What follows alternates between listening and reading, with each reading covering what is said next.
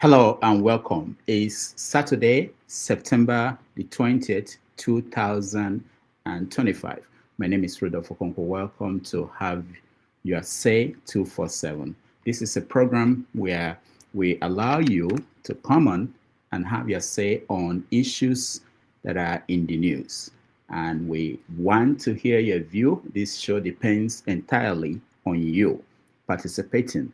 You can participate on the comment section. You can participate by coming into the studio and airing your view on issues in the news.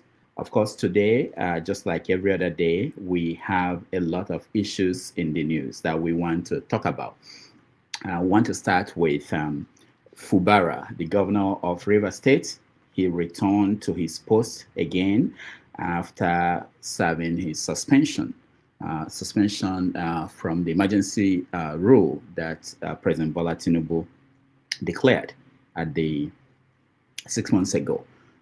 He's back and he's telling Nigerians that he doesn't want war, that it's cheaper to have peace than to have war. So we are going to talk about that, what that means for Rivers State and the country in general. He said there were reasons why he did not challenge that ruling by the president, and he's happy to be back in power. Also, we have this story that broke this week about the federal government spending 330 billion naira for households. He said it's for households that are poor, the poorest of the poor. We're going to talk about that policy of spending 330 billion naira. They said that it served 70 million households. We want to know if you know any of those households that got this money. Also, there is now a search for the new INEC chairman. Yakubu is leaving very soon. Some names have been thrown out there as potential chairman. Possible candidates for that position, and that position will determine how the upcoming election 2027 is going to go. So we're going to talk about in Katsina State, the bandits, the leader of one of the bandits operating there, just accepted a peace deal with the government, and people have a lot to say about the peace deal and what that means for other bandits across the country. And why is it that some people who are anti-government in different ways are being given peace deals while others are not? So we're going to talk about that. Showore, most of you know, has been in a running battle with the government. He called the president Tinubu a criminal, and DSS, the Directorate of Secret Service, sued Showore, sued Meta, the owners of Facebook, and they are demanding that Showore should remove that, or that they will remove it. That Facebook should remove that post. Showore countersued the DSS and Meta, the owners of Facebook. Also today, I think yesterday, Showore now is starting a new campaign with against this minister in charge of Federal Territory, Abuja. That is Newsom Wike, because Wike said in one interview that if not that President Tinubu is a good man, Democrat, that he will have eliminated Showore. Showore now started a campaign by writing the Attorney General of Florida, where Newsom Wike owns 3 houses in Florida. So that's something that is ongoing. We are going to talk about what it means for Wike and the new front that is opened in that fight. There's so many other stories in the news, but first in America, we have Trump. President Trump, a lot of things are going on here again that is of importance beyond American borders. We know that he was in London, UK, where he went for state visit and met with the Prime Minister.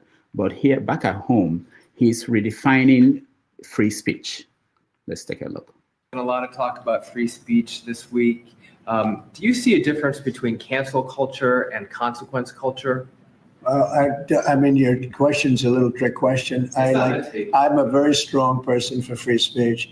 At the same time, when you have networks that where I won an election, like in counties, I guess it's 2,600 to 525. That's called landslide, a landslide times two. When you have that level of popularity or voter support, as I did in the last election, and yet 97 and 94%, different numbers. You see different numbers with different stats.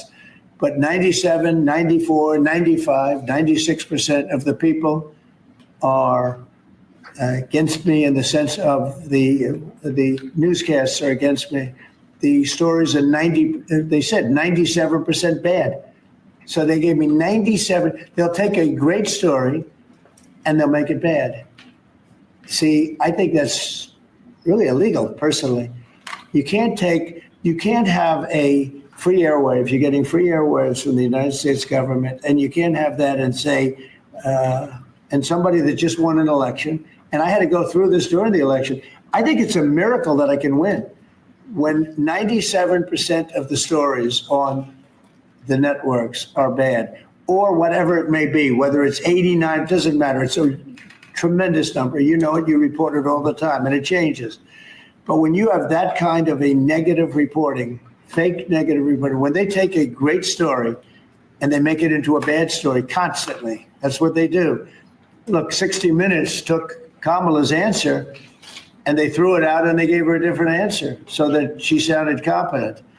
When things like that happen, George Slopadopoulos from your network, right? George Slopadopoulos had to pay $16 million to me because of what he said.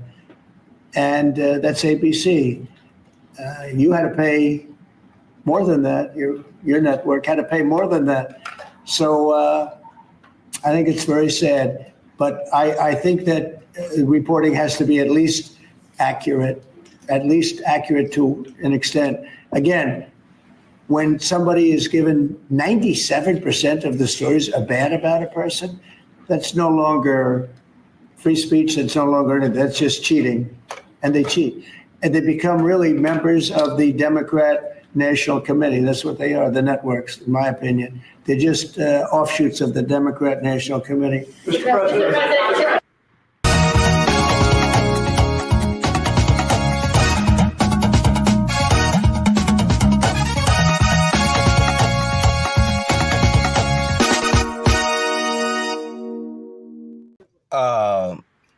The Igbos politicians are useless, very, very useless. The governors of Southeast are very, very useless. The Indibo, as a Igbo socio-cultural group, is also a very useless organization. The Southeast governors are so useless, they are useless to themselves, and they are even useless to their people. If not because these people are so useless, I see no reason that Nnamdi Kanu should still be in detention, dramatically kidnapped in Kenya, brought into this country, and then dramatic allegation against him. For many years, he has been in detention. And look at what is happening in the north. The play of shame and disgrace in the north. In the north, the northern politician actually agitated for the forgiveness of Boko Haram.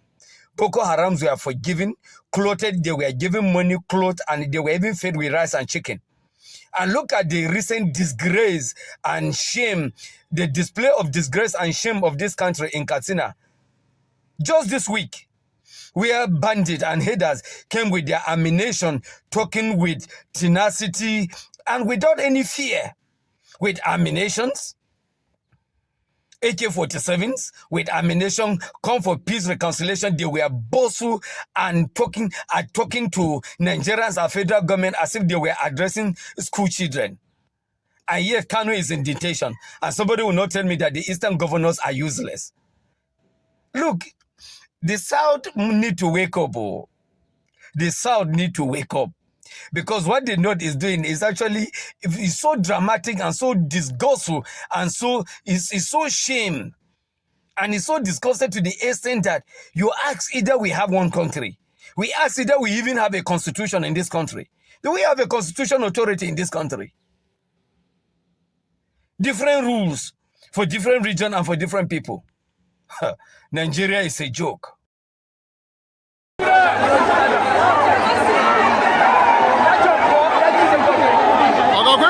Nigeria won't have security.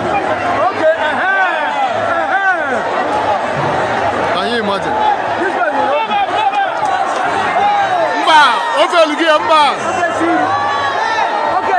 Mba, not like that.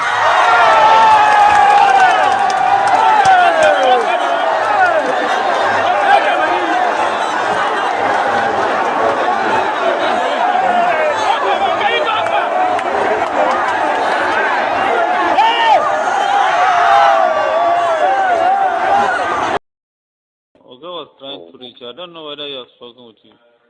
No, I have not. Okay, let me check him. That time he said I should call. Yes, sir. Yeah, what's the problem? Well, there's no problem except we asked that they should move the thing to the rack center they refused. And the usual intimidation. Intimidation by who now? No, we know that's what they will do. It's just that arriving late a bit and trying to put up the disbursement and set up our. I don't know what you're saying. You're not saying that anything. Who is intimidating you? No, like me. Nobody is intimidating me. There are people there. Tell everybody to be there. Nobody. You couldn't did it. You couldn't say, don't move there. You couldn't did it. They couldn't do anything. You understand me? You couldn't go and did it. So the you say you will not do, you will not kind of fine. Yeah.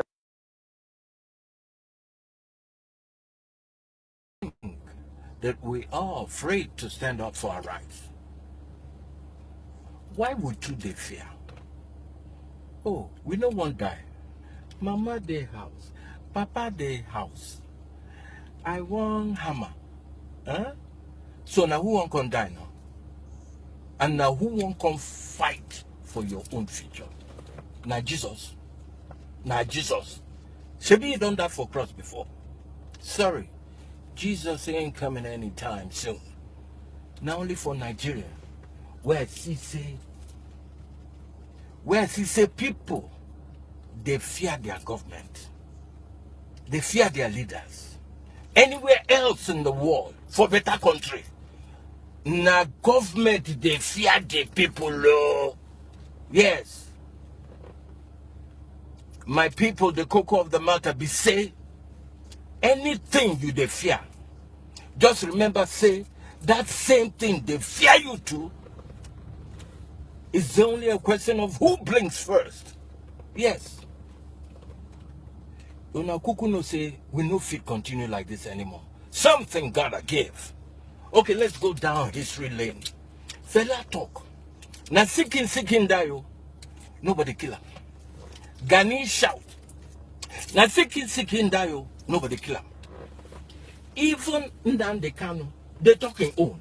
They never kill him now. See Mumu level. My people, we were born to die. No matter how you panic. If you don't talk, you go die. You can't talk, you go still die.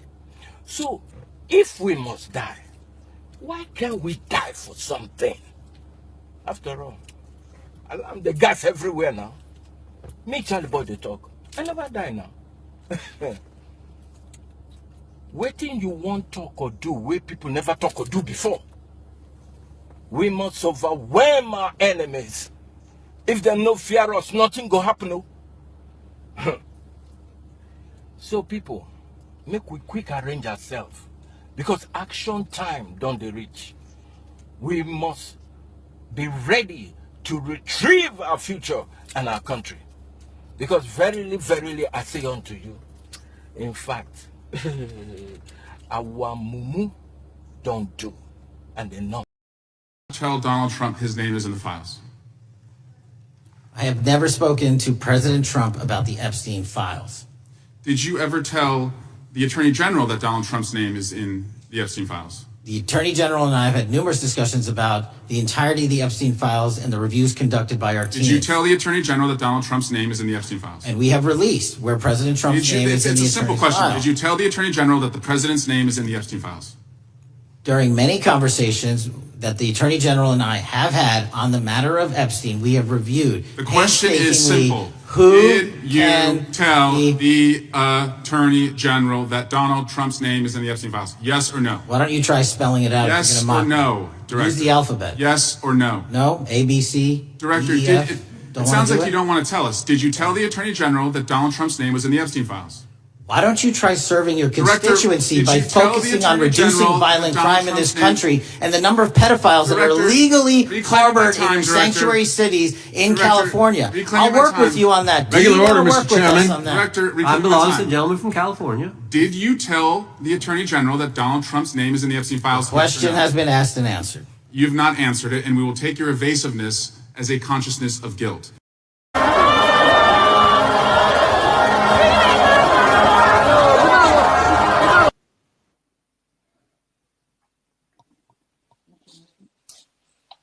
No, this rally make my blood pressure go up.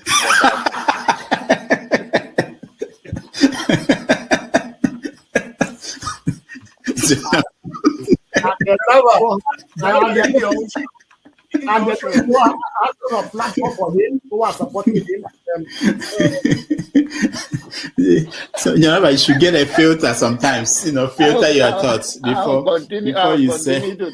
I'll continue to take blood pressure medication. Why are you getting high blood pressure, Anambra? Now, I'm not taking medication for myself. I'm taking it for people like some of you guys that after the January, February something, and then people like Soludo, that is a good spoiler. I thank God for his life. He's working for my. And I am ready to die defending Nigeria in whatever way. When it is God's time for us to go, it is. And you took my time to God. You are ready to defend Nigeria. I gave you my time. No, I'm coming. Alex, hold on. You already started.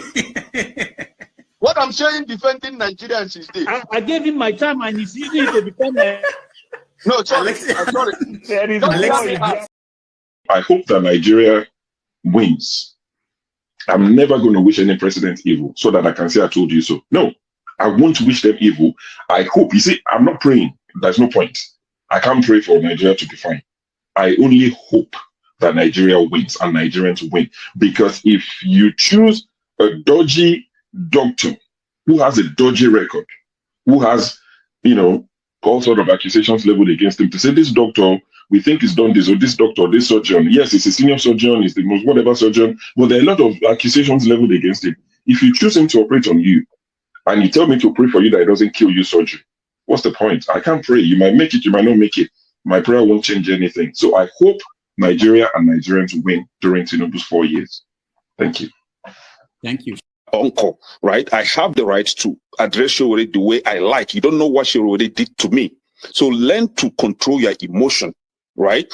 That is the only thing I'm going to tell you. But if you don't want to control your emotion and you insult me here, I'm going to insult you 100%. Okay. You understand? You cannot insult me on a normal ground. Fiscally, you can't insult me, right? I will treat you like a child. If you insult me physically, I will handle you like a child. I don't care your age. Do you understand? You are powerful over the camera, so you can say whatever you want to say, but you can't yet say it to me physically. You understand? I will handle you like a kid. Can we arrest the meeting grant? Can we arrest the meeting grant? So learn to control your emotion. You understand? Okay. Please don't take him out. I also have a right to respond because you mentioned my name. There's no need to take him out. All you have to do is to meet them or something. And you're taking too long to admonish them. Comment. What did you say? Comment. I know, but he mentioned my name, so I'm asking to respond to him. When he gets your time, then you make a... No. He mentioned my name. If you want to make it rowdy, I will take you out. Take me out, you son of a bitch. Take me out. You think you're a big boy because you're moderating. Take him out, please. Hello, come on. Don't use such word now. Don't forget, that state is now oil producing state. So they now have derivation, if you are not aware. So if you want to speak for anybody, please do not defend a character like a Yabelo. Please do not. Okay, let me respond to him. 1 second. Do not defend a character like a Yabelo. Do not. All right, thank you, Mohammed. The people of that state. Can I respond to him? No. Then go to hell. Rudolph, go to hell. All right.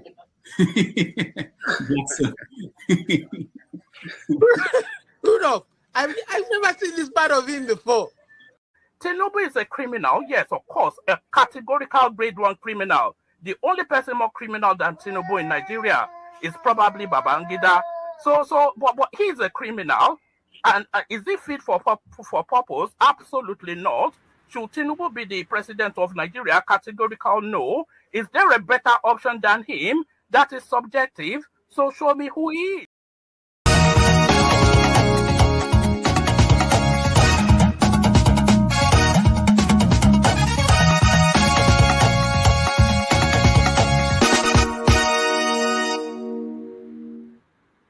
All right, welcome everybody. Thank you so much for joining us today, and we are going to have an interesting show where we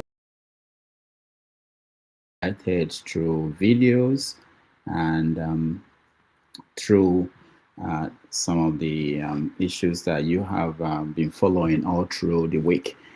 We welcome everybody, those in the comment section, those already in the studio. If you're in the studio and you want us to bring you in, please turn on your camera.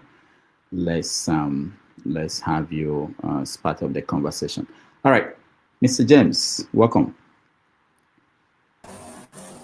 Thank you. It's always good to have you. You're always the first to come in here. So thank you so much. How is the Gambia? It's raining over here at this time. We're in the rainy season. Oh, okay. Very high temperatures. Oh, wow. About 28 degrees centigrade. We don't understand that anymore. I don't know what. That's 80 degrees Fahrenheit. Okay. All right. 28 degrees centigrade is roughly 80 degrees Fahrenheit. Okay. Wow, that's high. Yeah. All right. So, what stories have you been following throughout the week? Anything of interest? You mentioned all the important items, but I think we left out one. Okay. A house that is being contested in the UK, belonging to. Oh yes, Ozakame. Yes. And what's his name? The army officer. Jeremiah Husseini. Yeah, Jeremiah. Governor of Bender State. Some time ago. Yes. Very. It's a very laughable and expository. I mean, it exposed quite a lot of things happening behind the scene. You know, if gold rusts, what will iron do? So, what is your first take on that? When you read that, were you surprised? No. It's not surprising because they've been buying properties in the UK since God knows when. You remember when Muhammadu Buhari toppled Shagari's administration, there was push and pull with the Nigerian government officials and the UK. And Margaret Thatcher said that if the Nigerian government officials do not back down, they will publish a list of those who have properties in the UK. And the whole of them were silenced. So purchasing properties in the UK in particular is nothing new in Nigeria. It's nothing new. It's a status symbol, actually. Yeah, but the part that I was surprised about was that Ozakame could be claiming ownership of that property when he had no facts. It was embarrassing when you read the news report. They know what is going on. They are not exposing the whole show. So the judge could not get to the bottom of the matter properly. If they had come out plain and simple, who bought the properties and who, will lead to who, there are a lot of things going on behind the scene. In the first place, if Jeremiah Husseini owned the property, he bought it with a pseudo name. Or somebody used somebody's name to buy it. There are a lot of shady things going on. I think the best thing is for the British government to confiscate the property. All right, Mr. James, thank you. Maybe we add that to our conversation today. It's very important. I think it's a developing story. There's an attorney that is saying that Ozakome had to explain to Nigerians, why he got entangled in this. What was it about? That the Nigerian Bar Association should also look into this, because I was totally, based on the reports, what the judge said, that they were forging documents and presenting fake stories to him. Quite disappointing. Comparable facts. Welcome to the show. Yeah, who will police the police? That's the problem now. Yeah, that's true. That's true. But maybe public pressure will force at least Ozakome to speak. His reputation is on the line. Comparable facts. Welcome to the show. I'm greeting Dr. Rudolph, Mr. James, Anambra, and Ovie with everybody. Yeah, everything that I was say, you have pretty much said, but I just wanted to make a little bit deeper into what she already filing a petition in Florida. I did a research. One of the research I did, I think it was ChatGPT, and he told me that Shewere has actually filed a petition yesterday. Then I did another research, Mr. James, mute yourself. Okay. Was telling me there's no formal report that was filed. So I'm kind of conflicted, which one is the right one. I was told, he filed a report yesterday in Florida in reference to the illicit money laundering, which own about 3 houses in Florida. One of them worth $2 million. Actually, the last one was purchased in March. So why is it a big deal? There are so many big deals in that, apart from laundering of money and all that kind of thing. That's a judicial code of conduct in Nigeria. Being a lawyer, being a lawyer. How can she be serving 2 different? Because she's a registered Democrat. That one is verified. Is she a citizen? She has to be a citizen, because you can't just have a green card. You can't vote and you can't register if you're a citizen. But the problem is that you can't be serving in Nigeria as a judge. That's a conflict of interest. So maybe that's a developing story that needs to be investigated to see. We know what Trump is doing right now. You can't serve 2 countries and have 2 allegiances. So that's a big deal. But I'm trying to ascertain. I don't know about you, Dr. So comparable facts. I was laughing because you said your research was ChatGPT. How can you come with ChatGPT and said you did a research? That's not a research. Well, the one I have, it's not the free one. I do pay for it. No, so even if you paid for it. No, I'm saying that's not how you do research and come and tell us. ChatGPT told you. Well, they give you some. They don't give you some good information sometimes. It depends on if you put good thing, they might give you good thing. If you put bad, I've asked some questions about myself, and I was surprised what they were telling me. So well, that's not a credible source of research. So don't. Well, they have given me some factual information. Yeah. If it's online, they can find it, but it doesn't mean they can also find. If I write crap and put it online, they will find it and give it to you. They don't have a way of knowing what is true and what is not. They just go online, and it's like someone who thinks faster than you and searches faster than you. Go online, grab whatever they can grab, and put it back. That's why I brought those two. When I come here, I didn't just say Shewere has filed a report, but I'm just saying the one. No, I know. It's even better than Google. So Google is nothing. I'm trying to ascertain that Shewere stated that he filed it yesterday. To the Attorney General of Florida. If there's a factor to that statement, like I said, the two information I'm reading is kind of conflicting with each other. But anyway, that notwithstanding, the one that is definite, Suzanne Wike, the wife, said, I think it's called Suzanne, right? Wike, she is a registered Democrat. So the other thing you said also, which you have to verify, is that even if she's a citizen of the United States and is a registered Democrat, the question is, the judicial rules, do they allow people who are citizens of other countries to be judges in Nigeria? I don't know. You have to check. No, okay. That's why I made that comment. Yeah. In Nigeria judicial code of conduct.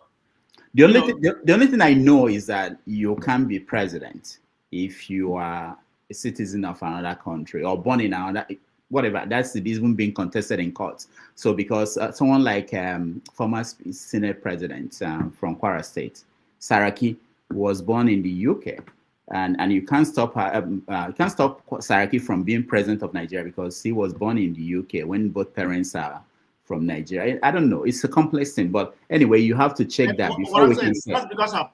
Just because of her position in the judiciary. Yeah, but it doesn't matter if the law is okay with that. There's something you can do. You can be a judge. You can live here and be a judge in Nigeria if you're qualified to be a judge. I'm not a lawyer, so I don't really know. I'm just all right. So complete of information that I received. So, but I hope Shewore did what he said he did. We don't really know, but you heard about what Shewore said, so we don't know how.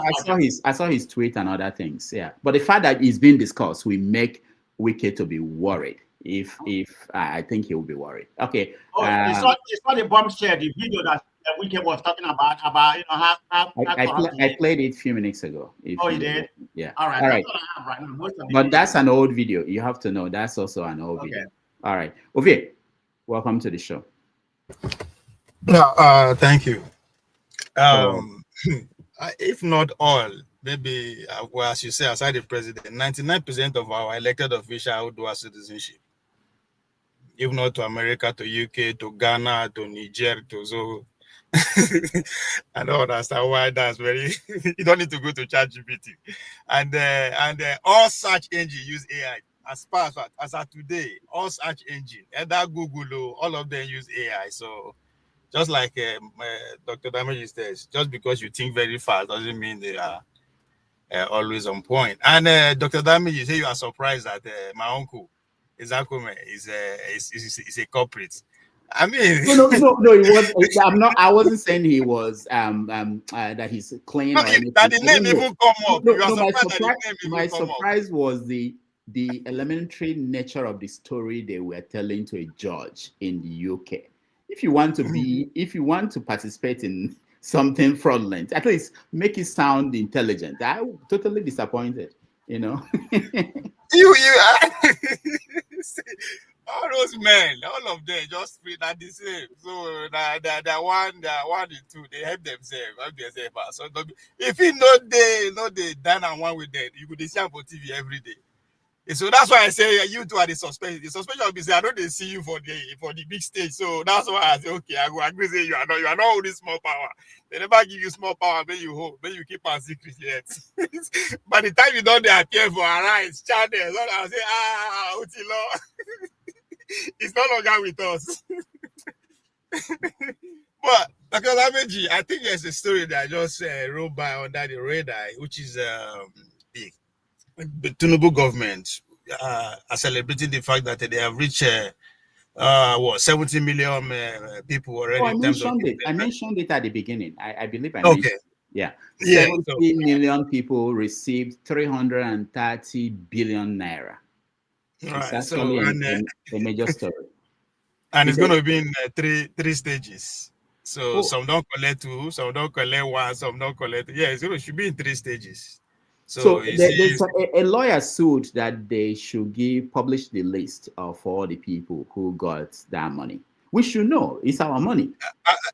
They just stopped continuing from where Buhari stopped now. How many people sue Buhari? How many results we get? So that lawyer want to be featured on national television. Don't worry, they will invite him. They will give him not be Michael Zekwele line in charge of I think there is a movement right now to review constitution to whatever. He's in charge, like just like the role is it William played back in the days. So I think he's playing that role now. So don't be surprised. More revolution will come. They will hit tank back from the village people go wake up now. Because surprisingly inside the house, he's like your neighbor for America, you don't know. So yeah, it's just and again in terms of Wike wife and all that kind of thing. I don't think for that man to come this far. What I mean to come this far is been on the national polity for pretty much forever. No, this kind of issue, no catch up, nothing. Just which man are you talking about? Wike.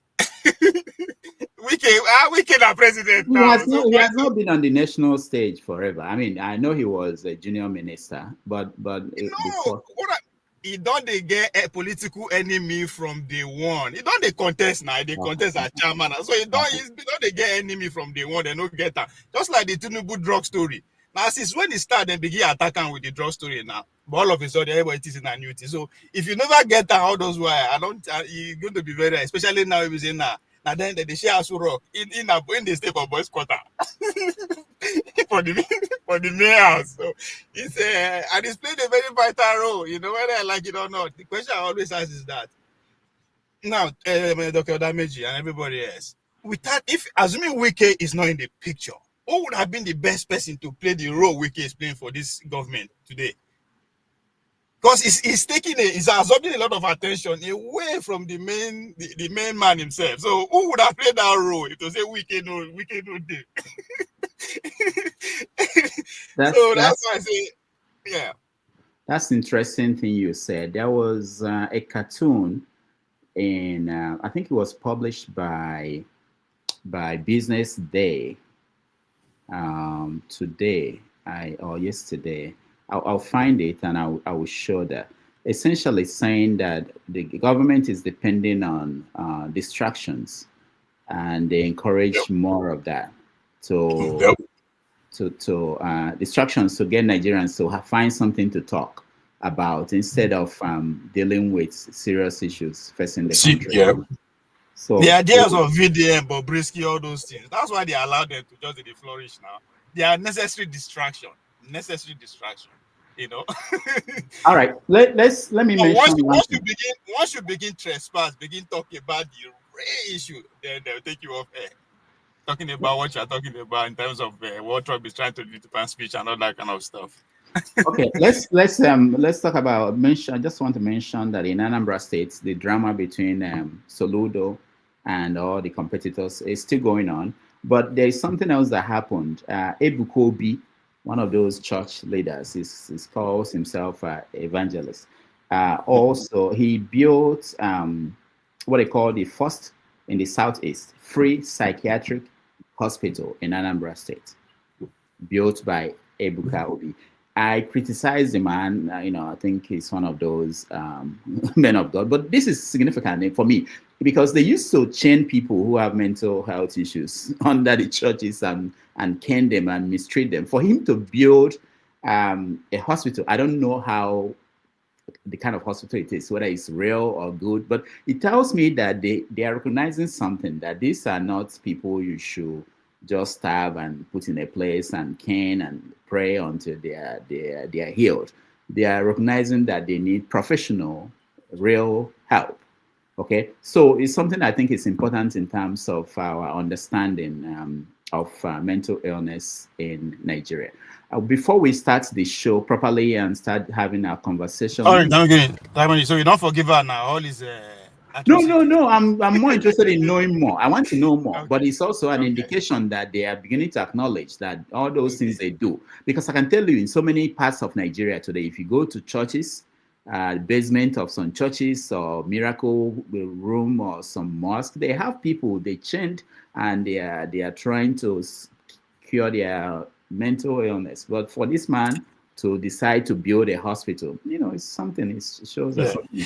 Talking about Anambra, I think I saw a video trending. I don't know if it's recent or old one. Obi is on ground and campaign for his Labour Party candidate. I don't know how.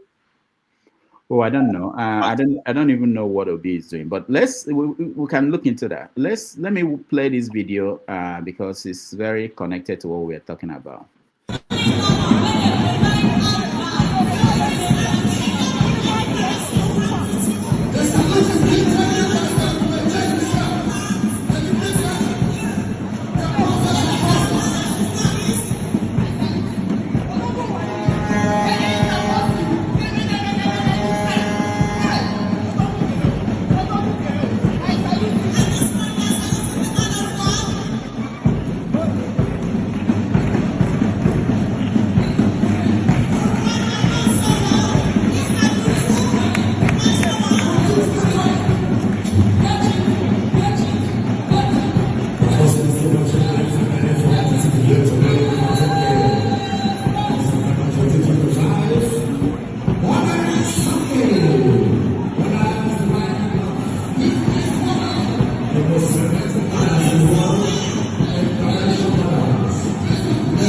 right. That's my spiritual father. Don't go there. Okay. So that's Indaboski,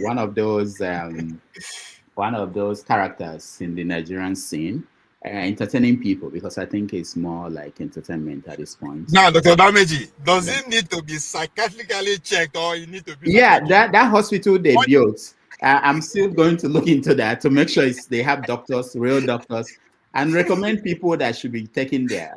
But what if he build one? Yeah, that may be acknowledgement that he has issues too. Maybe he'll be the first to sit down in front of a doctor. All right. So thank you, everybody. Let's pick a topic that we're going to start with. I really want to know. We've been looking. I had that on social media. For those of you who are there every time knows. I don't know what's everything going on there, but I'm hearing that people are coming out to say that they actually got the money. They got part of the 330 billion conditional cash transfer that the government of Bola Tinubu has been sharing. I don't know if that figure is for 1 year or since they came in. 330 billion naira. We don't have names yet. This is something that everybody should go to a website and get the names of people who got that money. But the government is not showing us. Some people are coming out saying that they got it. Then the other question that people are now asking is, okay, you said this is for the poorest people in Nigeria. How come they are on social media yabbing? Are they the poorest people in Nigeria? So, all right, Mr. James, do you have anybody you know who is getting the conditional cash transfer? Frankly speaking, I cannot discuss this matter because it's a scam. So you can remember, this. No, wait, James. No, you can't just run away. It's not just like it didn't start with Tinubu. Buhari did that. Buhari we saw the former vice president or Shibajo go to marketplaces and giving out cash to market women. That one was called trader money, And then they also had their own list of people. They told us, they didn't give us a list, that people got some money, 5,000, 10,000 that time. Now I think they are giving 50, 25,000, 75,000. So can you, what we may do is outsource this to everybody, call people in Nigeria, if you still remember people in Nigeria, call them and say, did you get this money from the government? The issue is that how do we, what's it called, the Auditor General, can he audit the account? Auditor General. Do we have Auditor General? This is why I say it's a scam. If it cannot be audited, it's a scam. I don't want to discuss it. You see, Dr. Damages, I'm tired of saying I'm tired of Nigerian problems.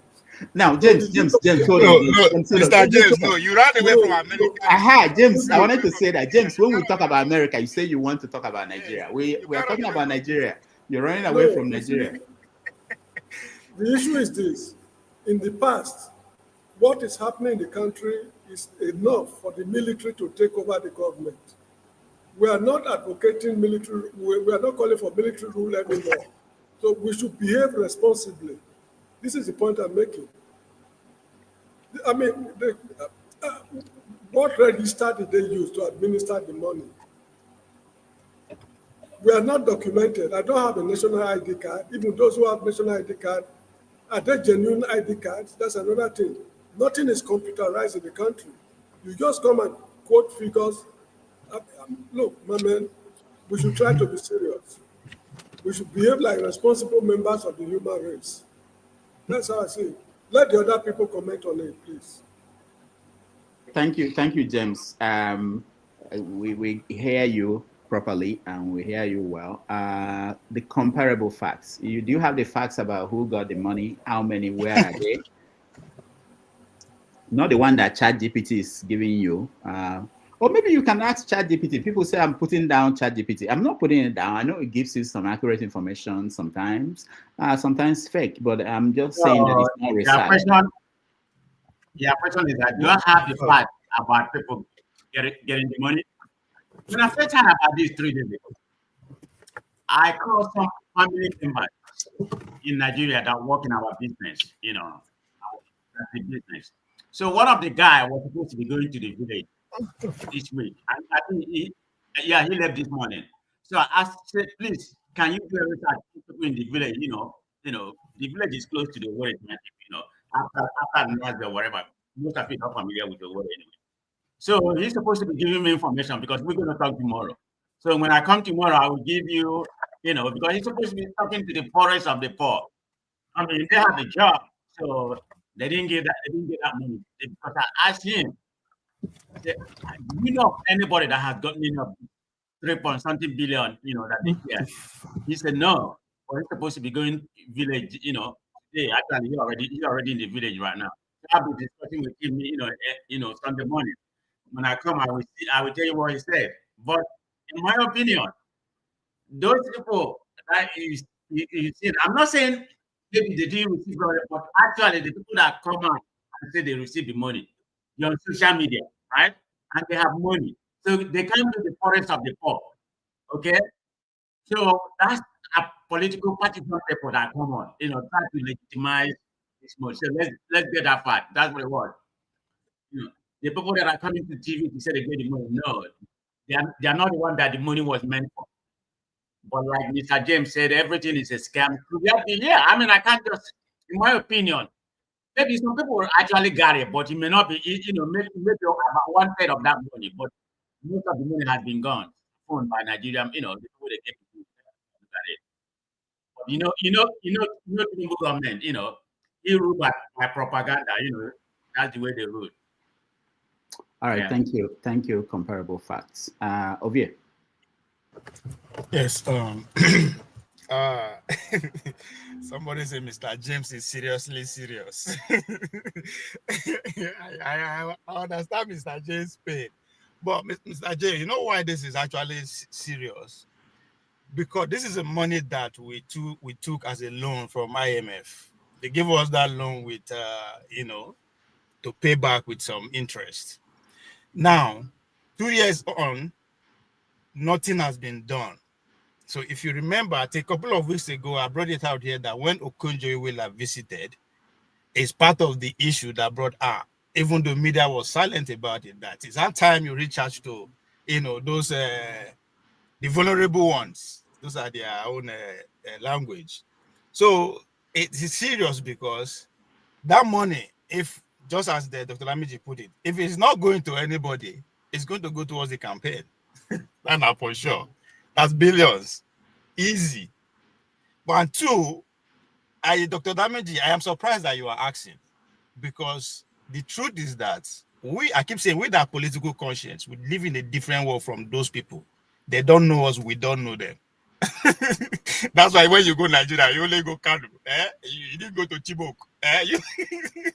I went to Benue. So you didn't go to IDP I went to Kano. I went to Benue. So there are at least over 100 million people, if you want to go by our statistics, that are not in the know. They don't even know where they are in Nigeria or what is Nigeria. You have to go deep to actually explain that. Okay, this is actually their right. So those are the people that the politicians always use, even during the election. They go say, oh, my village network no they there, we go, they love them. But guess what? If you listen at just 10 people there, but they will call them 1,000. And for the fact that, just like I said, Dr. W, we should find out and ask. For the fact that we don't do that, it's on us. They will always be using that. Even very soon now, they will start to carry out polls, right? Obi is winning there, Tinubu is winning there, to put all these polls. But when they come out now, tell us they come, we carry out polls actually. Some people get, some people no get. Then people like us go to take those polls serious. But not when it's time to do business. When they throw you some kind of money, take this 100 million, go and run a poll, and you go and run a poll, give them what they want. So these are the things. Yeah, I totally agree that it's something. Dr. Dame and Mr. James is not taking it serious. So, and again, there's a reason why it's not on the news like that. It just flew through the radar. But it's a big deal. They are saying that they have given out 330 billion naira. That's a lot of money. So regardless of how distant you are, again, to the poor people, you should know somebody that got it. But again, this is the same strategy or scam they ran for the last administration. Let me also say that their own position, and we've had government officials talk about this, they say that these people, they don't want to be exposed that people might rob them, people might come and hit them for money. But you're giving them 25,000 naira or 5,000. In the case of Buhari, 5,000. Is it 5,000 that people are going to go to the poorest of the poorest to go and steal? You know, and so it's not very clear. And if it's government money, we have the right, even if they are opposed to being published. If you don't want the money, don't take it. You know, that's the kind of thing that we should insist on. And when people sue, and I'm in support of lawyers and organizations that care about the country, they should sue and let the judges rule, even if we know they may rule for the government. But let's hear it all the way to the Supreme Court. Let them say that those that are supposed to sue are entangled with property in London. So I don't understand. No, not that one. Don't leave those ones. Those are the big lawyers. It doesn't have to be the big lawyers. It doesn't have to be the big lawyers. It could be any lawyer, you know. All right. James, you want to add something? No? No. James is still not interested in this. All right. Let me connect it to something. Tinubu was in Kano. Oh, first of all, Tinubu came back, and according to news sources, their people said that he came back. He had to cut his vacation to come back. You know, like we should give him credit. So other people I had did calculation, found out that he spent 12 days. Not 10. He told us he was going to spend 10 days, came back after 12 days, told the nation that, oh, because I care about you guys, I came back early to take care of issues. But he was there for 12 days. Anyway, but these are some of the things about what is going on in the country that I don't know how you guys perceive it. Because if you listen to the guys from Nepal, their list of things why they went on the street to protest, they counted even little things that we thought were little things. They talked about children of the elite, you know, living lavish lifestyle, going abroad, vacationing. They were concerned about these things so I think for people in Nigeria, people who are watching what's going on in Nigeria, they are adding it up gradually, and it's becoming one on top of the other. I want to get to that point about so Tinubu. Who followed what Tinubu? Why is he in the country now? Is he coming here to New York for the UN next week? Because presidents are coming in next week. Who knows? Does anybody? Why he came back? No. Is he coming to the UN General Assembly? Oh, that's It's next week. It's next week. Presidents are coming here. Nobody knows. It's not. And it's not on the news. Well, one of them will come. Him or a younger deputy. Yeah, that's next week. Yeah. All right. So what about what did he go to do in Kaduna? He went to a wedding. Yeah, that's what I want to touch on. I think he coming back. Dr. Dameji is thanked for actually, putting the days, how many days he spent and how many he's supposed to spend. That's a good catch. And they played well, saying that we should be commending him for spending. Yeah. So that's a good way to change the. He came back early. Pay attention. Yeah, but I think he came back because of eventually what we are going to talk about. What happened? The rivers, the restoring of democracy in Rivers, so you need to be commended for bringing democracy back to the people. But you could have recorded the speech abroad and they'll play it on NTA. No, it's not just the speech, but you also have to take what happened in Ghana into consideration. It happened the same day, and as me, I don't think it's a coincidence. You have to understand the speech in Ghana was about how democracy died. And now on Nigeria, when I mean on Nigeria, those that matter, Obasanjo led everyone that actually met them on the same day. So, and again, the northern elites were excluded. I mean, maybe that's the wrong choice of word, but they were not in attendance. Somebody should not come and tell me Kuka is from the north. I understand that, but he no count. It's more one of us than another person. So again, so that's why when he had to be around, and the first trip was to go to Kaduna. And I think people should pay attention to all the places that Tinubu is visiting since he became president. Now, those people, those are the power movers. So if they go places, forget say they go abroad. I don't want to say it's also important, but in the country where they go, how many times you don't go Kaduna, Kano, and Katsina already? So you understand where before those people begin pay attention to, because what happened in Port Harcourt, if not a serious country will be, the opposition should be able to use that to take him out of power. All right, we're going that's big enough. Okay, we're going to talk about that next. But I just got a message from my executive producer saying that Tinubu will be here in New York. He will address the United Nations on the second day of that conference. So he's speaking on the second day of the event. So Tinubu will be here. All right. So he also went to see the wife of Buhari. Buhari. At that time, during the meeting, Tinubu said that we are going to preserve his legacy, Buhari's legacy. You would think that they will be running away from that legacy. You want to preserve it. All right, Mr. James. He met some, some people that have the. Mr. James, preserving Buhari's legacy. That's a promise that Tinubu made to the wife of Buhari. I see any legacy to start with. This is a man people are praying for not to reincarnate. May he not reincarnate because of the irreparable havoc he wreaked on the country. So what legacy are they preserving? Legacy of tribalism, Fulanization of the country.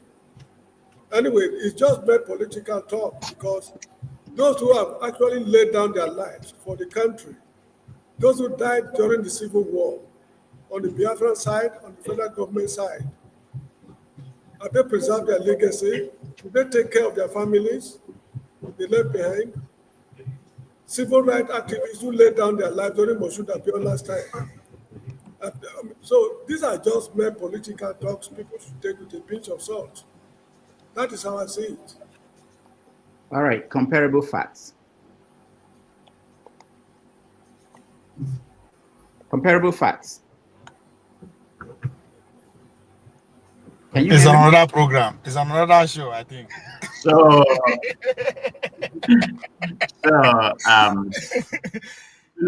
said, he's going to preserve Buhari legacy. What legacy did Buhari achieve? I mean, the presidency has been complaining that it was Buhari time that put us in this predicament, in we are suffering right now. Are you going to over there serve that legacy? I think what's actually happening here, they know they are losing the North faction. Let me go ahead. Yes, go ahead. Go ahead, continue, MOB. And can you hear me? Comparable facts. Go ahead. Now we can hear you. Go ahead, man. Okay. I'm sorry. I think they know they are losing the North, the faction, the CP, the CPC. So he's trying to. That's why he's been going to Kanu, Kaduna, or something like that. I don't know how if that's going to do them any good, but actually, like I said, they just feel like the Nigerian people are so docile, which a lot of them are. You claim you actually spent 12 days. More than what you're supposed to be spending, you're supposed to spend 10 days. Then you come in, say you call your vacation shelf or whatever. So you're coming to appease Nigeria because of what's going on. They just lie to the Nigerian people. The problem of Nigeria is sometimes, I don't have a word to talk about it. All they do is lie to the Nigerian people. It doesn't make any sense. But I don't have that much to say on that Nigeria problem. Obie, take over, and give us a basso. I don't know why I don't know why una the verse for Buhari. I understand why una the verse. Una the verse the guy escape. The guy offended, he escaped. He lived his life to the fullest, and he just died like that. So he escaped, no punishment. So I get it. But if I will continue your legacy worked during the campaign, I think it only makes sense to continue that same strategy, right? When you say that they will. So to say there's no strategies, to say that people like Tunanja that says that Buhari saved Nigeria at one point in Nigeria is from the hands of his own relative, Niger. So I don't I don't understand that. Then to say it doesn't have legacies, to say that people like Malam Galadima is lying, who said that if not for Buhari, Iloni will still be in control of the Yorubas, you know. And to say that all the railway, road, and everything that links to Nigeria, I mean, those are his legacy. But I think I will not be surprised if Tinubu, in the second time, if he succeed, to bring Buhari, the junior Buhari, into service. He needs to come and serve the country at the federal level. So I will not be surprised that bring him in to serve at the presidency or preparing to serve as elected members of the Congress. That's a legacy continuer. So there's so many reasons you can read to the comment again. Just as the man of practice said, there's still the CPC guy who are not who are still defining their stand. Should I go all in with those guys and go with Atiku, or should I stay? Those who are not serving currently in the government. So there's a lot of people to to appease to that statement that resonate among people from the north, the emirs. There are some people who are taking count of how Tinubu is eroding what Buhari started or has achieved. However, publicly or not, but there are people out there who are waiting to use stuff like that against him during his campaign. So, in coming out to say that, just to assure his campaign managers, those who work for it, those are working for a campaign, something to talk about. I mean, if you go to any part of the north now, you start with that. He has promised to continue the legacy of Buhari. As I said, whatever that means, but this is what the president says. I'm not the one saying it, so it must be right. A man who is in power, he don't just make promises. Only those who are looking for power that make promises. He has the ability to deliver on his promises. He might choose not to. If Tinubu come New York next week, Dameji, and he say, I will appear on Dr. Dameji's show, the possibility that will happen is more than say, may somebody come tell you, say, don't worry, the president will come. So, so these are campaign speeches, strategy that we are already seeing. As I said, they are one of Tinubu move, the government move, is to dominate the media, never to give space to the opponent at all. They are complaining about party now. Tinubu is eroding our party, is eroding our party. Next thing you say, Tinubu is using the media against us. It doesn't. So that's the next phase of the whole. So the normal. It's nothing new about that. So, but it is what it is. All right, thank you, Ovie. Just give me an idea. I think I'll reach out to Onanoga and see if Tinubu will appear on 90 Minutes Africa. I'll go and see him in the hotel. I'll go there and see him if they want to grant us an interview. That would be man, that'd be great, Dr. Rudolph. I don't think he's gonna come. I'll reach out. You never can tell. All right. I'll go invest in suits. Maybe I go there. No be suits. Not to wear the right hat. You have to wear. I say. That's a good one. That's a good one. All right, Ike, welcome to the show. It will be expensive now. I'm sure it's the Oshodi they sell it there. Welcome to the show, Ike. Yeah, good afternoon, good morning, good evening, everybody.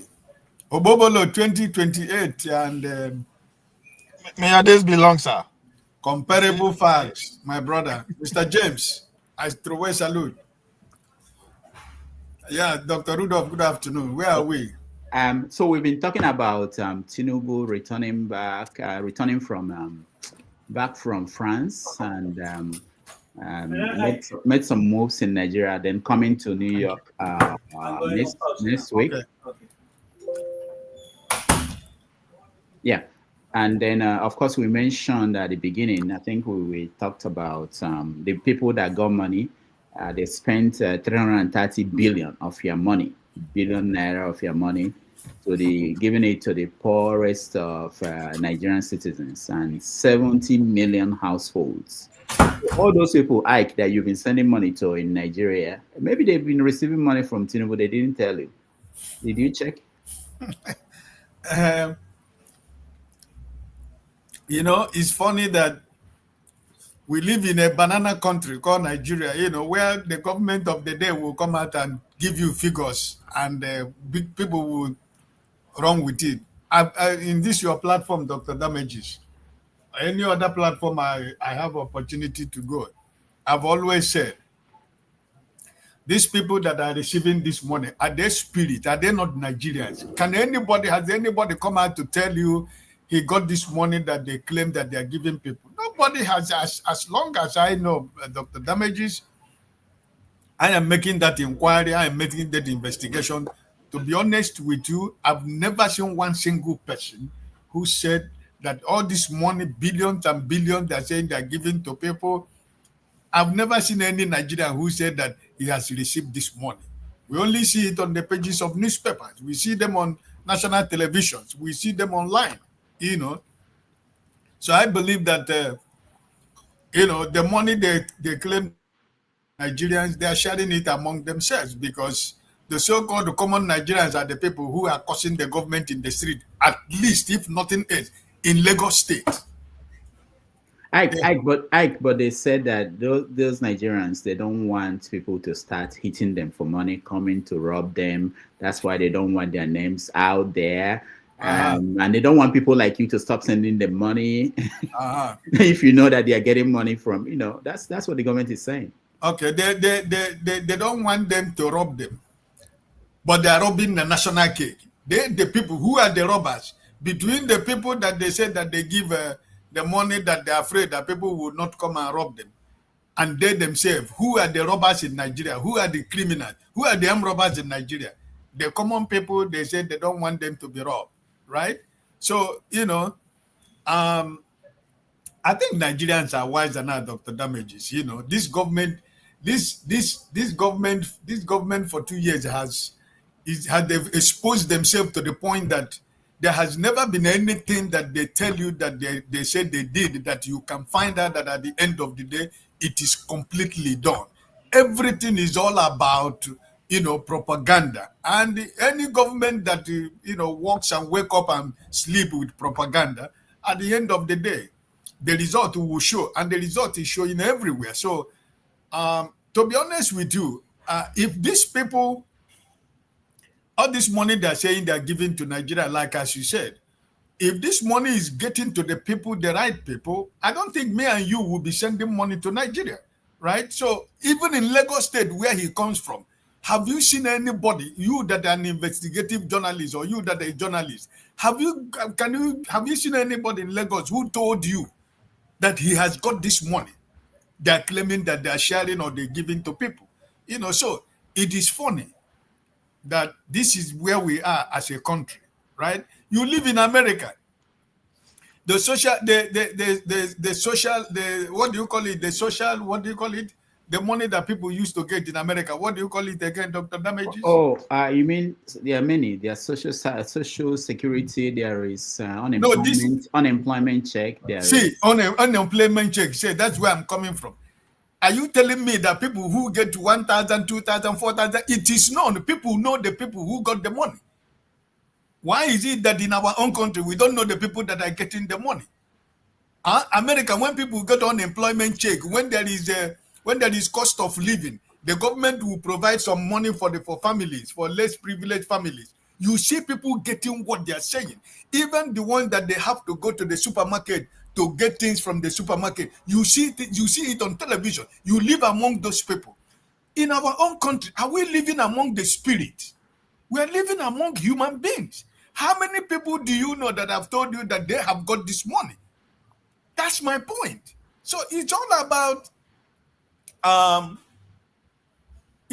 we are captured people, right? You have powerful people, but we don't have powerful institutions. Strong men, but we don't have strong institutions. You know, Nigeria is a captured state. Everybody is captured. They will make you to feel that they want to do it in a way that you lose hope. They want you to lose hope. They want you to be frustrated. They want you to be angry so that you can give them the space that they will continue to do what they are doing. But I think that Nigerians are wiser, even though we might be thinking that Nigerians are not wiser. But I'm thinking that Nigerians are becoming wiser, that all this game that they think that all these strong men that think that they have power. Somebody like Wike, they see finish. They have seen Nigeria. They see us finish, my brother. They have seen us finish. So my brother, honestly speaking, there is nowhere the government can be able to convince anybody like me that the so-called money they are giving, people are getting it. There is nobody that is getting any money. I don't know if my brother Comparable Fast knows anybody in his locality who said that they have got the money. I am from our local government, and I have families everywhere in Olo, and I have families in the village. I've been asking them. Even my brothers are living in Lagos. I asked them, all this money they are claiming, have anywhere? Ask your wife that is in the market, anybody that they have known that have seen this money. Nobody can tell you that they have seen money. So if anybody say, oh, we don't want to tell you because they don't want to be robbed. Nigeria, robbery has been going on in Nigeria. So what is so special about when somebody gets 70,000 naira or 50,000, you want to go and rob 50,000 naira? It's funny. All right. Thank you, Ike. Before I think I covered everybody, let me play a video of this notorious bandit in Katsina who just signed this week a peace deal with the government, and we have a video of him talking where he released, I believe, 40 captives, and moving along well with the government, police, everybody. And people are raising questions about how bandits are treated in the north and how different people that government considers disruptive in the south are treated. Let's watch. Laraba an ba su kimanin mutum 30 can 27 ga 3 30 kenan su aka ba da an hada nawa kenan an samu kimanin mutum 70 har da biyu kuma ba wani abu ba yasa aka bada su ta dalilin sasancin da aka yi ba wai wata barazana aka yi mu wanda suke rike da su ba ƙarhin yaƙi aka nuna ba alƙawalin nan da aka ɗauka shi ya sanya aka bada su sannan ba wurin mutum guda suke ba an soje wannan an soje wannan an soje wannan a bada su sannan tun ranar Laraba da aka bada su mai gidan mai umurce ni da cewar in tahi in je can wajen mun hayin daji duk dai abin da ya samu duk wanda aka san an kama a cikin dajin nan a an so shi to kuma ina can ina bakin kokari na an so shi na an so su mutanen wanda aka kakkama sai kuma ga report an bamu daga ruwan godiya cewar jami'an tsaro sun je sun samu mutanen mu sun bude musu wuta kai ba ma mutanen mu kadai ba har da Hausa an yi kan mai uwa da wabi an kashe mata da maza da yan yara sannan an kwashe dukiya an sun tafi da baburan mu to kaga wannan abun shi ke nuna alamar su ma jami'an tsaron akwai 'yan ɓata gari daga cikin wanda ba son abin na lahiya ko ba gaskiya ba don haka nan in za ku ɗauki mataki ku ɗauki mataki akan abin nan in ko ba za ku ɗauki mataki ba to ya gidan jiya za a koma ba sai an goma a gidan jiya ba abu ya lalace kuma a zo a ta yada ma duniya ana cewa ai mun saba alƙawari mu maciya amana ne kaza kaza yau abun nan ya faru juma'a kuma ku annan shugabannin ba wanda bai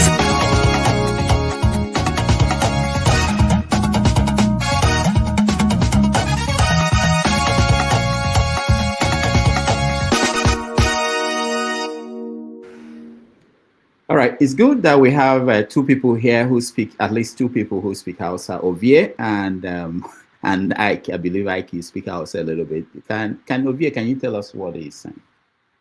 I think part of the accusation is that they massacred people during the mock, during the Friday prayers. I've been a couple of weeks back, if I understand.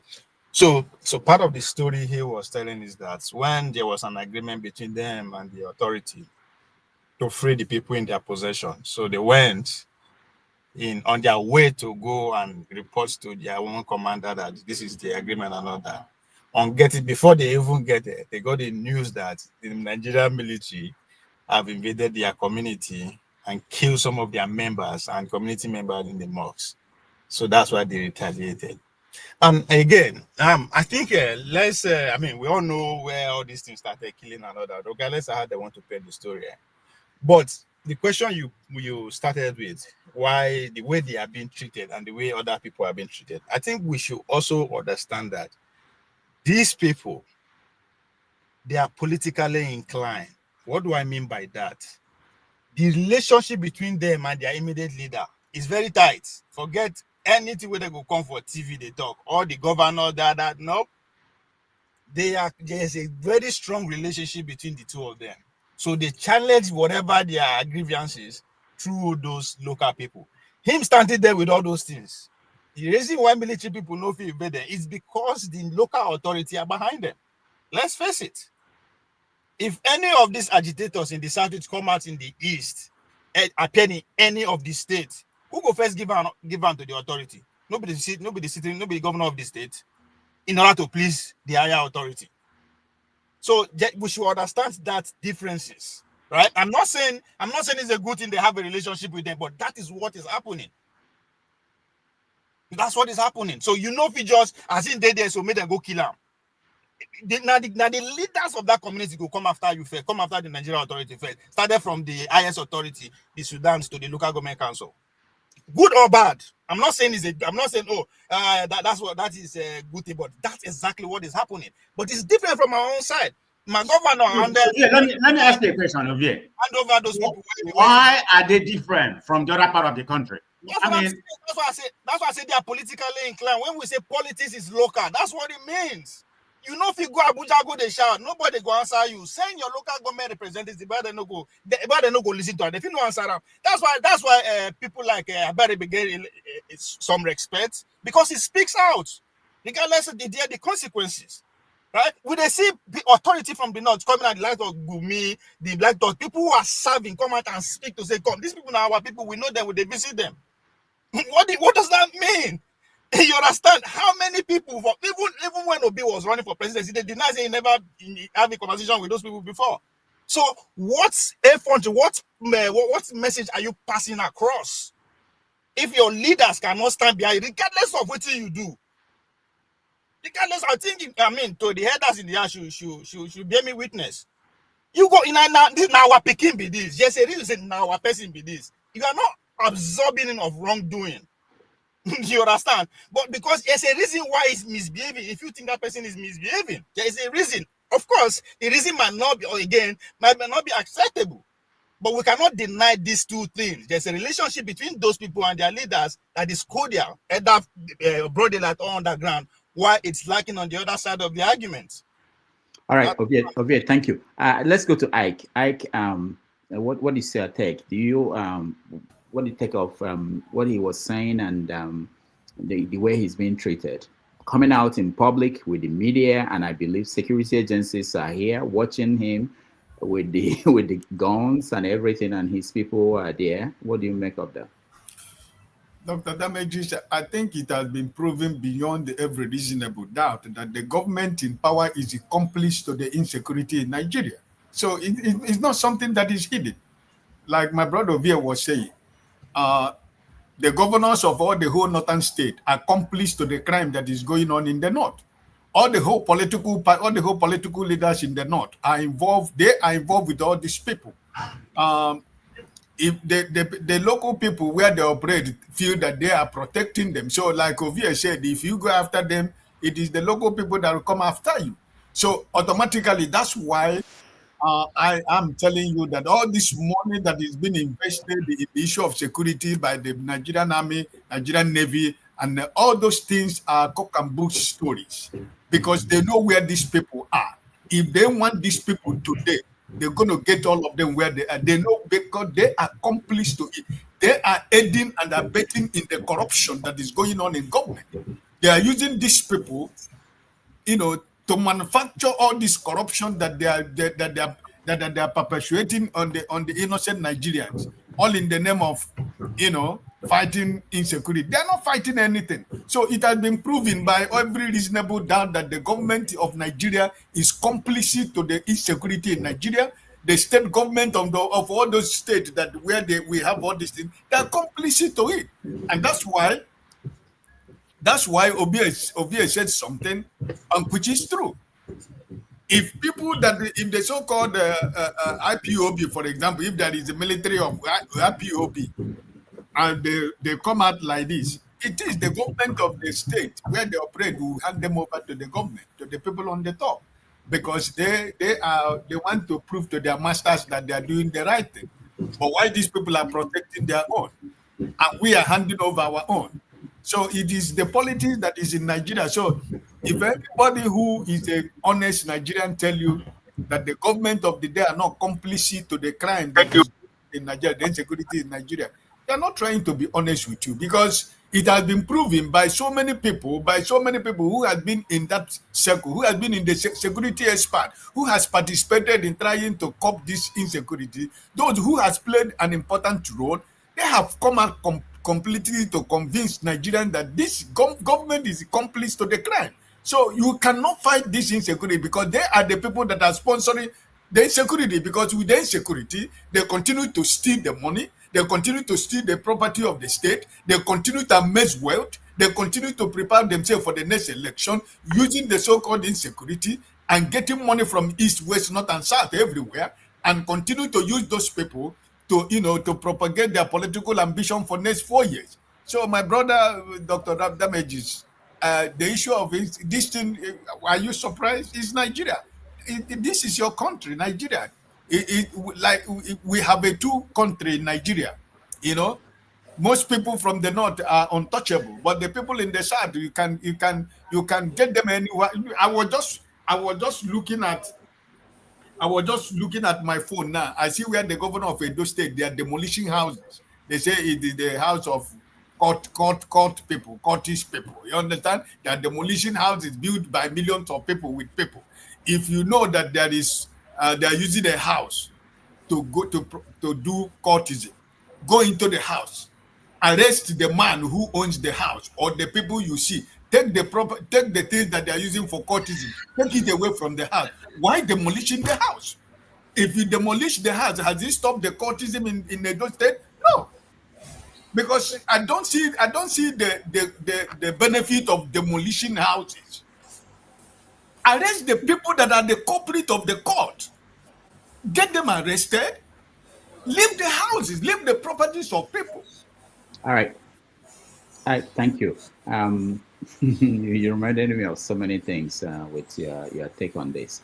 That house issue is very important in the policy. And if you talk to the government side, any government, whether it's Anambra State or Edo State, they will tell you that it works. It makes people to make sure their homes are not used for criminal activities. It does not work. It does not work. No, but that's what they say. I'm not saying that's you see, they are biased. As I always say on this program, in Guiness City, there is a house at Iyaro belonging to the Reform Ogboni fraternity. You see, these boys and girls are into cultism because their parents are members of cults. We have two categories of cults. We have traditional cults, like Ogboni, Azagidi, Owegbe cult. All these are traditional cults. Then they have modern cults. The boys and girls in the universities are into cultism because their parents are members of cults.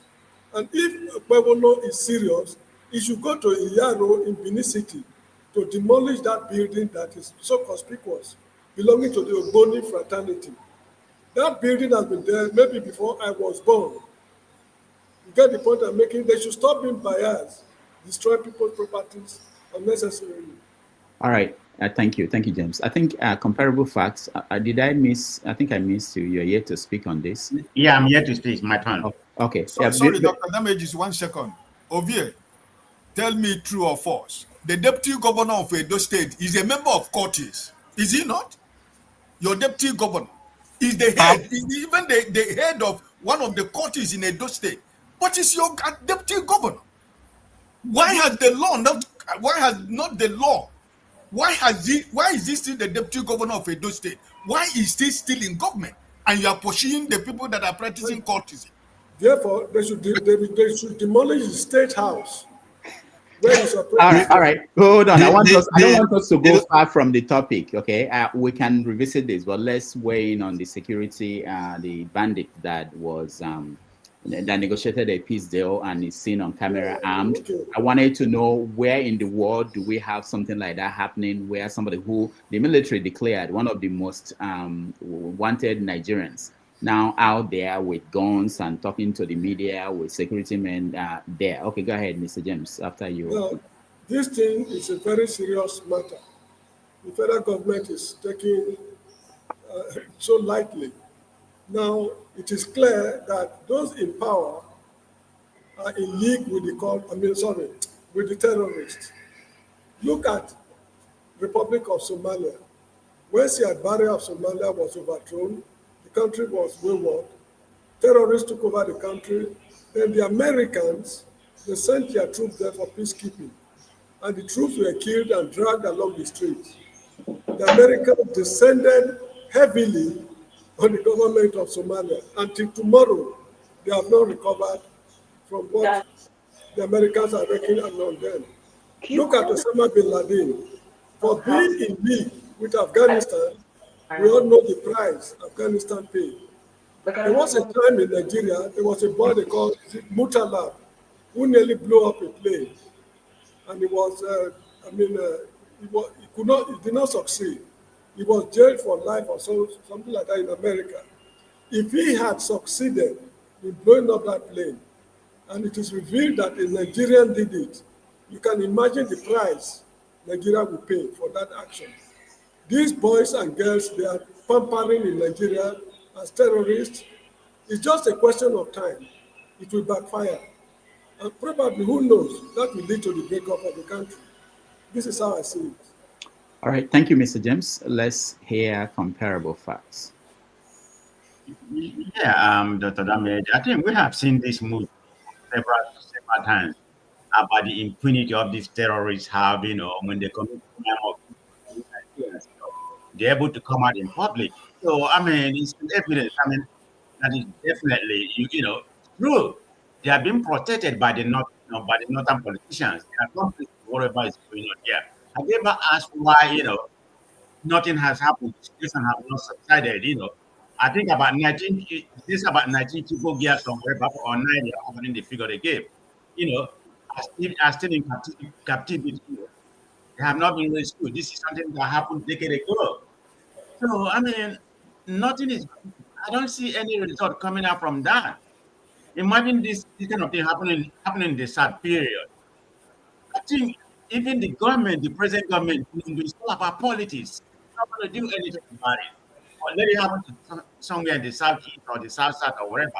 They will use iron hand, to subdue the situation. And you have people like Soludo, claiming that all the whole crime is in Anambra, 99.99% of them. But if anybody from over there do something like that, they're going to give them up. Look at what happened in Awuchi, over the weekend. So they went ahead and demolished people's houses because of the courtesan. According to the landlord, they said they didn't know that those people that arrange their place, their courtesan. But why not arrest them instead of demolishing people's houses? That kind of thing can never happen in the north. No, all they could do is going to protect them and come out to us and say they're going to give them amnesty.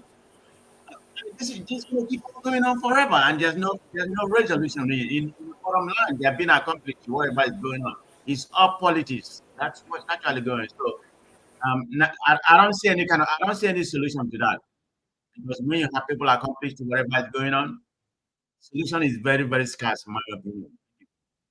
All right, thank you, Paul. Welcome to the show.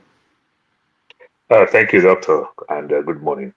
Yeah, we've been talking about the bandits in Castina who signed a peace deal with the government and is having a good life, talking to the media, to the teeth.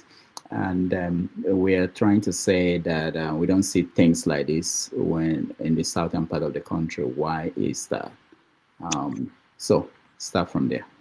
Doctor, I just think sometimes it looks like some of us, we have selective amnesia, or we forget so soon the way we pass our judgment. Using the word South, I don't think that's a lie.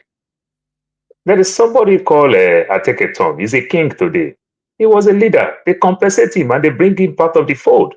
is from South. You understand? Tompolo have one of the highest title in Ijaw Kingdom. And remember, Ijaw ethnic group is the 5th or 4th biggest ethnic group in Nigeria. It's in the South. I take a Tom. Tompolo, I mean to say. You know, I take a Tom is a king. Asali Dokubo own titles, make money. This is somebody who dropped out of University of Calabar. He owned a university in the Benin Republic. He's doing well financially. You understand? It starts with the same way. So what are we talking about? You understand? Is it right? No, it's not right. But for us to just quick to blame the North and everything, we've been doing it. You understand? Maybe the North just don't have good PRO member to come speak. They can bring me and I can help them do this type of damage control. You understand? I don't know. But am I lying? I take it Tom is a king from this same thing. What are we talking about? These are people who buy people, bring their head in public, do everything, even kidnap people and everything. Doctor, you must understand sometimes when we see all these things, I disagree with Ovie in so many ways, but some things I will agree with Ovie, some things I will agree with Forefather. Doctor, this type of guys and everything, do you think it's because of he has those weapons in his chest, in his shoulder, that's why he's doing it? These are guys that represent some bigger corporation. I will use one analogy. There is a church called Redeemed Christian Church of God, which my mother attended for over 30-something years plus and everything. Redeemed have what they call classic and modern. My mother used to be the classic one who don't wear earring, who tie scarf. Then the modern one who don't tie scarf, who don't tie earring. But guess what? It is one church. So one church have different type of doctrine and another one have.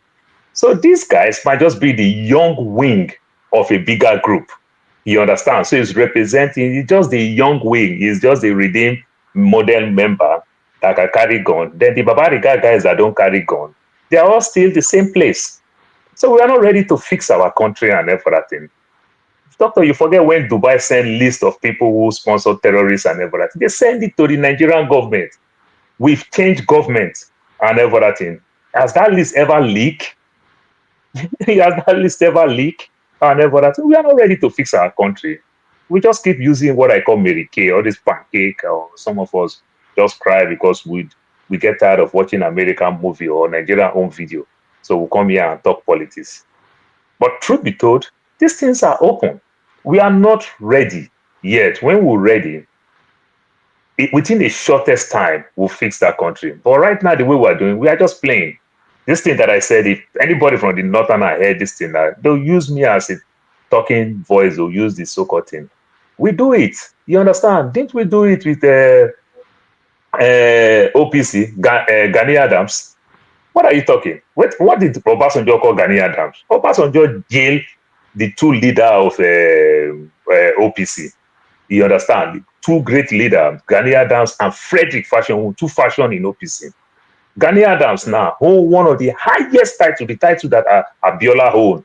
You understand? The Arakan for Yoruba land. Gani Adams hold that title. Is he also not from the south? Is Gani Adams from the north? What are we talking about? You understand? You know, so we are not ready to fix the country.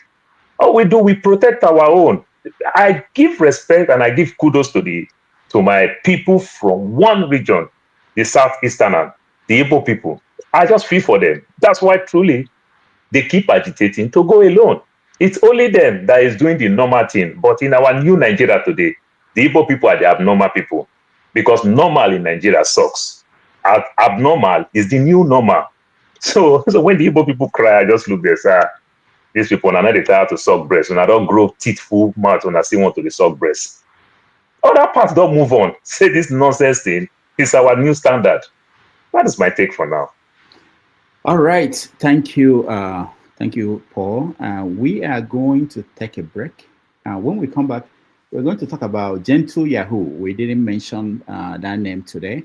The report is that he's been arrested by the military in the Okigwe region.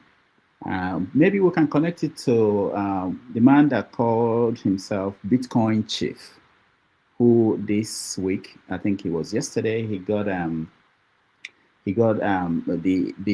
IPOB came out to issue statement that they are looking for people that he has been that accused him of defrauding them.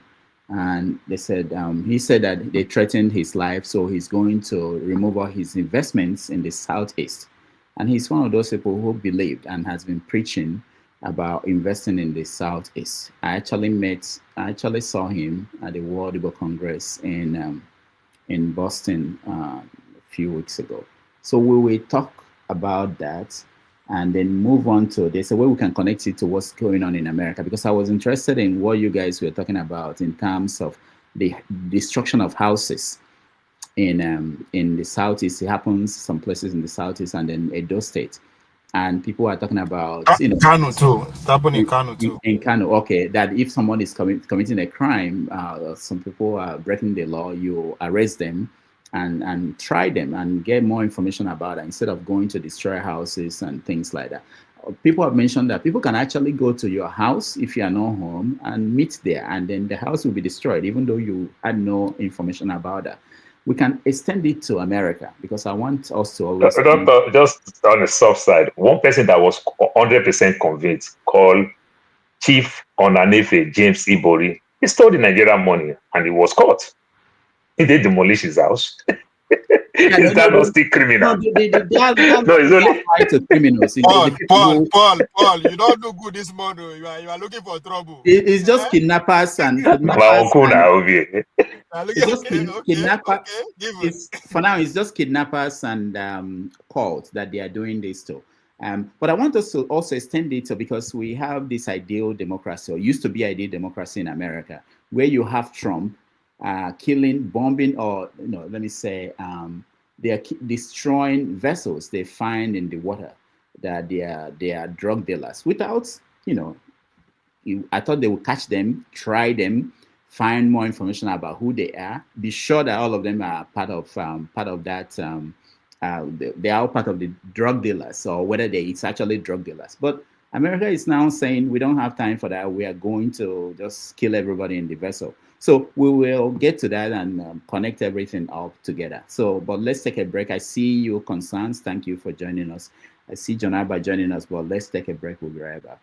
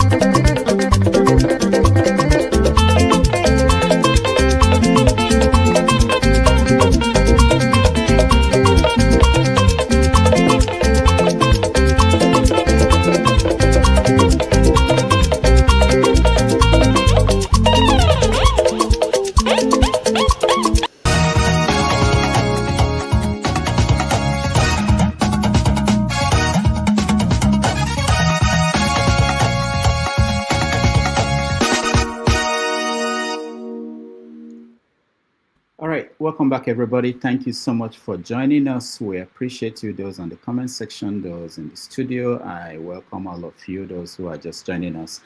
Before we go to the next topic, please, if you can help us, it helps us a lot. If you can like the video, this broadcast, if you can share it, it helps so that more people will be aware of what we're doing. It doesn't help us if we spend this time talking about these issues and a lot of people are not watching. And of course, those who can, if you can support us by donating through Super Chat, we actually need it more than ever before to support what we're doing. Thank you, everybody. I said that we are moving on to a different topic. I know that Jonaba just joined us. Jonaba will give you a chance later to speak. You can touch on what we've talked about. So a few weeks ago, it came to everybody's awareness that there is this guy called Gentle Yahoo. Let me play a video of him for those who do not know. 00 hours this morning, a joint security team comprising the military, the police, and the DSS stormed the camp. And when we got there, we noticed that the community has been deserted. These boys have taken over the community. They've carved out swaths of land for themselves. And that is a brand of insurgency. There is nobody, it's just a ghost town. Everybody has disappeared from this town. And in course of the raid, the security forces were able to rescue the Eze from Okigwe, Eze Ihenacho Ndukwe, who was kidnapped some days ago. And then we discovered a lot of decapitated bodies. And surprisingly, in the 21st century, we noticed that people practice cannibalism here because we saw. All right, I have to stop. I discovered that I think that was an old video, but he was talking about what was going on in that region, that area. This guy, but the picture you were seeing of the militant, the Yahoo, gentle Yahoo guy, was a real picture of him that people saw. He was making speeches. I was just trying to find some of those speeches he made in recent time.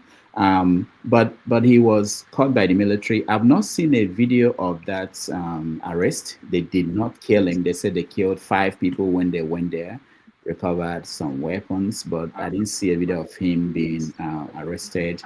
But we're going to talk about that because a lot of people are beginning to feel that finally there might be peace across the East with his arrest. All right. Let me start with Janaba. Janaba, welcome to the show. Finally, the peace might be peace. Thank you, Dr. Rudy.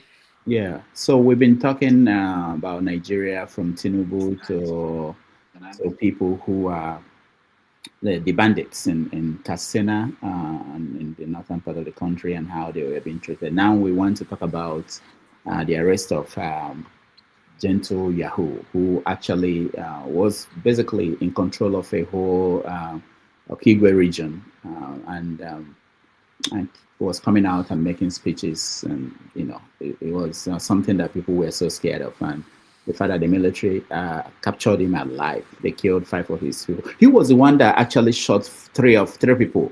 We don't want to show that video. I believe everybody saw that a few weeks ago. He just shot 3 of his boys that they stole his weapon and used it to go and kidnap people or something.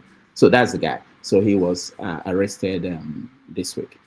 All right, Janaba, start. Thank you, Dr. Rudy, for having me and fellow panelists. Good to see everybody.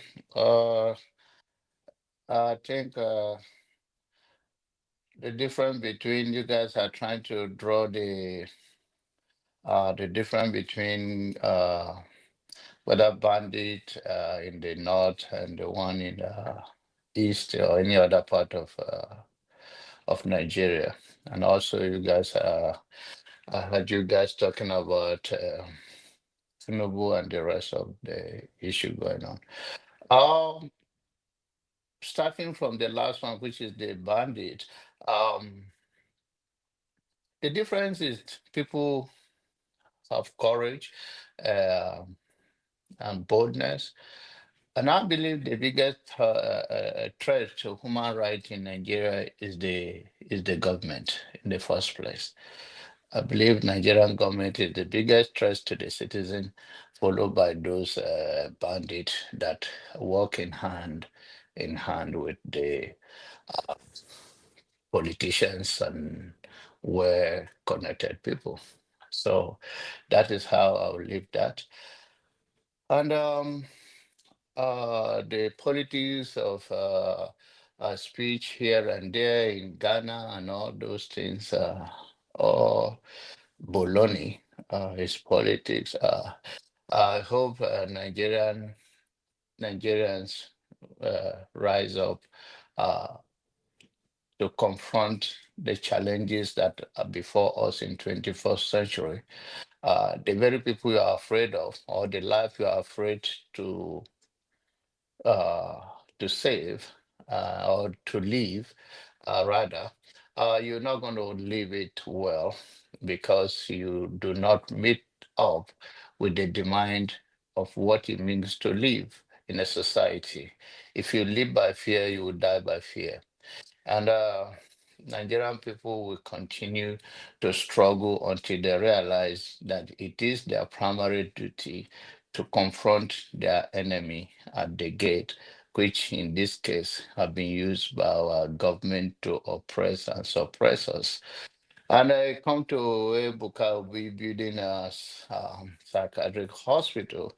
I think it's a good thing. I think he is the first customer. It will be getting free dose if we have an expert. If there are no end of the day, we not have pastors like themselves praying for themselves. I believe he is the first patient there.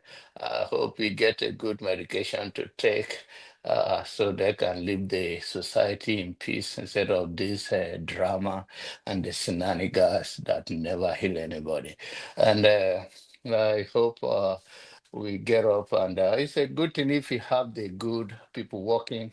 But the good thing is also he realizes that he need this help, and maybe for him he has all the resources. Instead of walking to a psychiatric hospital, he can go to his own hospital that he built. That's a good thing, and I hope to see most of their pastor colleagues there. And thank you. Thank you so much, John Abba. Let's see, where is Concerns? Concerns, welcome to the show. Concerns. Good day, Dr. Damages. Yeah, how are you? Come up a little bit so that we can see you. We can see you. Okay. Yeah, the way you're. Okay, good. All right. Go ahead. So we're talking about, do you know Gentle Yahoo? Yeah, well, I want to start from somewhere, not from Gentle. I want to start from somewhere. Okay, go ahead. Well, I give kudos to all of you that always come all weekends and they talk about Nigeria. Because Nigeria issues can make somebody mad. When you're talking about it every day, it can make somebody mad, really. But I have a problem.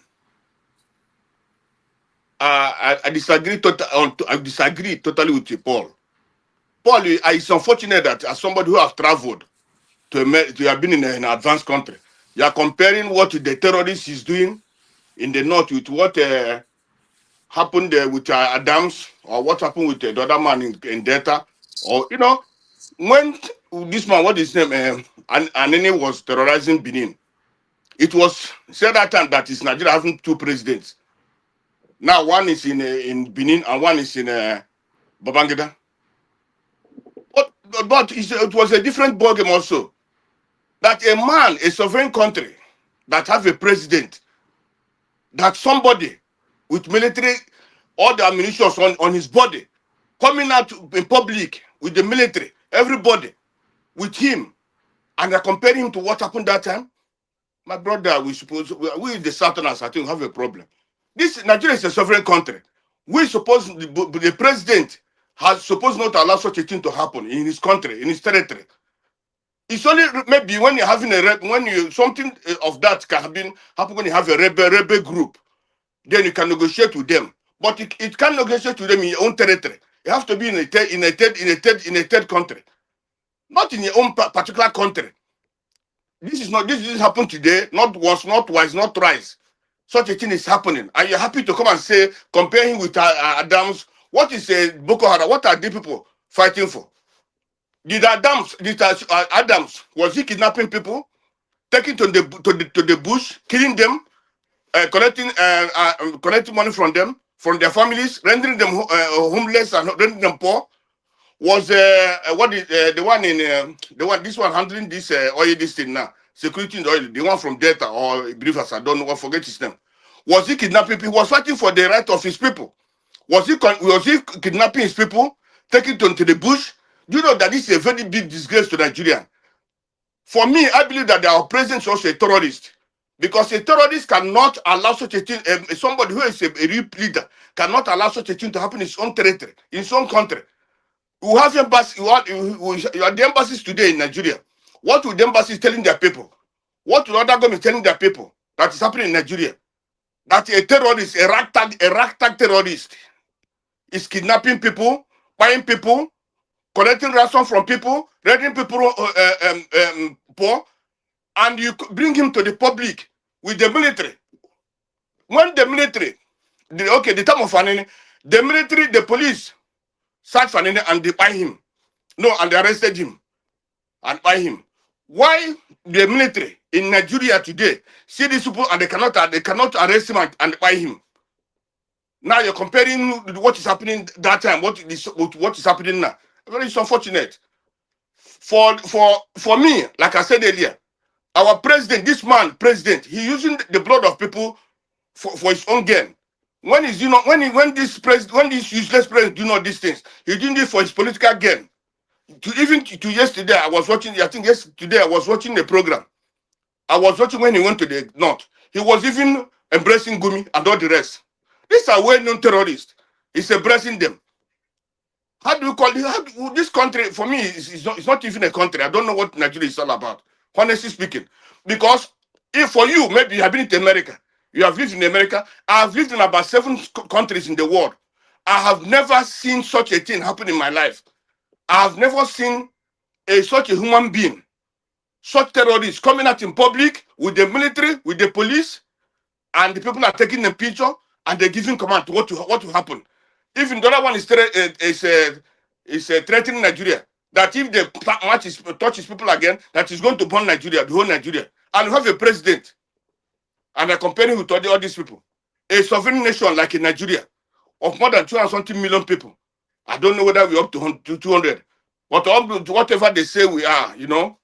So it's very, very unfortunate. If that man, the man ruling us today, which is gang, and not terrorist, that such a thing cannot be happening in Nigeria. For this, what the little gentle word. For me, I like if they have arrested him, let them finish him, because such thing cannot be happening in a country such a big as Nigeria, or in the East, anywhere at all. Anybody who mess up with ammunition, killing, buying people, terrorizing people, let their person be killed. You cannot allow such people to be in the society. Today, people of Kigo, even also that governor of Imo State is also a terrorist, because he is working with these people. The governor of Zamfara, and he said he knows these people. They know these people who are terrorizing the state, but they're looking for orders from the federal government to deal with them. But this Tinubu is not giving them that order. Tinubu is the commander-in-chief of the armed forces. It's not the commander-in-chief of the armed forces. Why must he, as the commander of the armed forces, you allow another terrorist, another man, to be terrorizing your people because of politics, because of what they are going to gain? That man, that terrorist you have as a president, he's supposed to be lucky, count himself lucky that he was able to be a president for one day.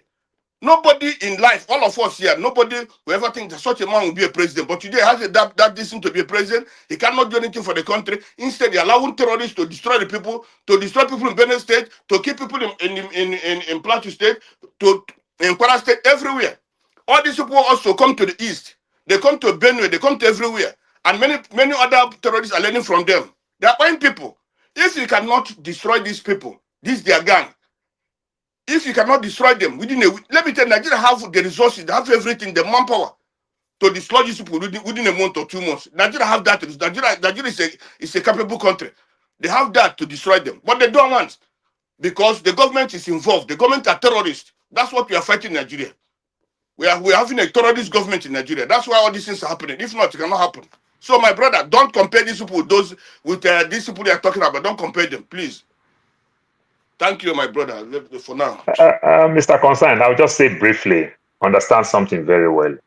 Asari Dokubo, the federal government, they call him militant. Do you know the meaning of militant? Asari Dokubo, is he kidnapping people and arresting them? I'm not saying when they call somebody militant, do you know the meaning of militant? And you call this terrorist? You call this terrorist? So that's the same thing. So if federal government prescribes... it's not the same. It's not the same. Asari Dokubo hang this thing on his body, come to the public something. and they are talking to people, military. In criminal justice... my brother. No, in criminal justice, there is something called you can call some type of crime, say you have felony, some type of crime you have misdemeanor. You understand? The thing is that you break the law of the land. And Asari Dokubo, those Tompolo and the likes, they kidnap people. People died. There is a white man that they kidnapped for 9 months that has diabetic.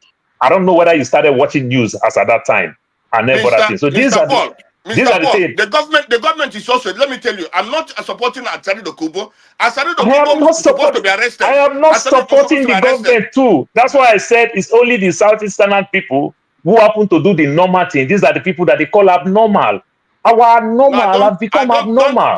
Don't patronize Southeast on this. Don't patronize Southeast on this. If you don't, a terrorist, but these people terrorists is different. These people that kidnap 200 people, they want to kidnap 40 people. They might be different. They might be different. You understand, and every other thing. But all I'm telling you is that somebody within the government is backing all those people. That's all I'm saying. I'm only saying that only the Southeast happen to be the region today that don't back people who fight against the state. But nearly every other region, the people from their own region, to some extent, support people who fight against the state.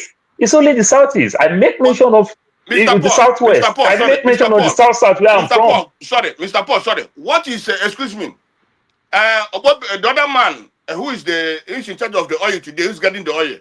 He has a reason that he has a Tombolo. Tombolo that time has a reason they were fighting. The data people, they have a reason that time. I'm not saying they have no reason. All I'm telling you, what did the government call him? Officially, what did the government call Tombolo? But they work with him. They call him militant. But they started working with him. Have a reason. What is the reason of these ragtag people in Zamfara and in the north? What is the reason? Just give me one reason. What they're doing. What they're doing. They are tax collector. By their own right, they are tax collector. Thank you. It's something with that. Tax collector. My brother, never you compare this to. Even this man, what is that Asari Dokubo? What Asari nonsense? Asari nonsense. I know the government is supporting him, but that one is a different ballgame also. But he's supposed to be arrested. He's not supposed to be in a country that is a real country, a sovereign country. Asari Dokubo was supposed to be arrested. He's supposed to be in prison by that. But for these people who are killing people, arresting people, taking them to... Let me tell you, do you know how many people these people have rendered? Do you know how many people die in the Niger Delta? My place, my own village, my own town, with where Tompolo come from, we keep fighting every day. Do you know how many people that this thing catch? The more Tompolo get more stronger and everything, it whittle down the problem. You understand? Which is completely wrong. Do you know how many people among themselves, rivalry, that keep fighting themselves? You know why? Because the state fails. Instead of the state to be making one man powerful all the time, it never helped. You understand? Federal government is not... Mr. Paul. All right, guys. Tell me, Mr. Paul, tell me in any country, let's say in Africa. Okay, let's say in Africa, not in the world. Any country in Africa that you see such a human being with those ammunition on him, on his body, and that is coming to negotiate with the government. Just name that one country. That's why I join you to condemn it. I join you to condemn it. A football game, please. No. No, we like you're talking about. We don't care that you want to watch football game. We are doing a show here. If you don't, Jesus Christ. Can you just imagine that you're on CNN? You just tell them, look, you have to go. You have a game to watch. Anyway, man of prestige is behaving like Trump sometimes. When Trump tell you, oh, African president that please talk quick. I have another meeting coming up. He's talking to the president. I say, do quick. I have another meeting coming up. That's what man of prestige is doing. All right, guys. Our leaders know where our mind there and our loyalty. So that's what man of prestige is manifesting. Yeah, thank you, everybody. I missed. I think I can start again from the beginning because I allowed Constance and John Albert to weigh in. So let me give you man of prestige the prestige. Okay. Thank you very much. Concern. I don't know why you're quarreling with Paul. Maybe you misunderstood what Paul was saying.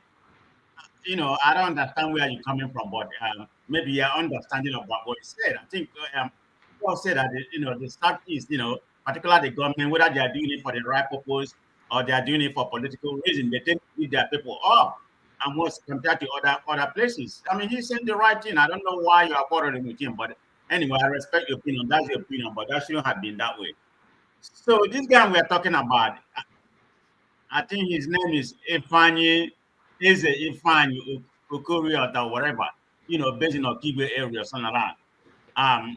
He's been accused, he's been linked to kidnapping, extortion, and smuggling, impersonating with military police. Maybe he's one of those people, even, he enforced it at home. I mean, the information we are having right now, nothing is really clear. Has he been captured, Dr. Damage? We don't know. Do you know, Dr. Damage, if he actually been captured or just a completing information? Maybe some of his people have been killed. Do you have any information? No, what I said it was that the military, we don't know because we don't see a video. Typically, they show you a video and everything. So we don't know. Maybe it's a new idea, a new approach, but newspapers are reporting that he was captured, but we don't know. Yeah, but I'm hoping he's been captured because I don't really care. I hope he's been captured because it's one of those people. If it is true, perpetuating all the whole atrocity for financial gain, or you can call him Yahoo, but he's killing people and enforcing it at home, particularly that region, of Okigwe Mbano area. It has been a lot of atrocity. It has been a lot of violence happening in that area. Go ahead.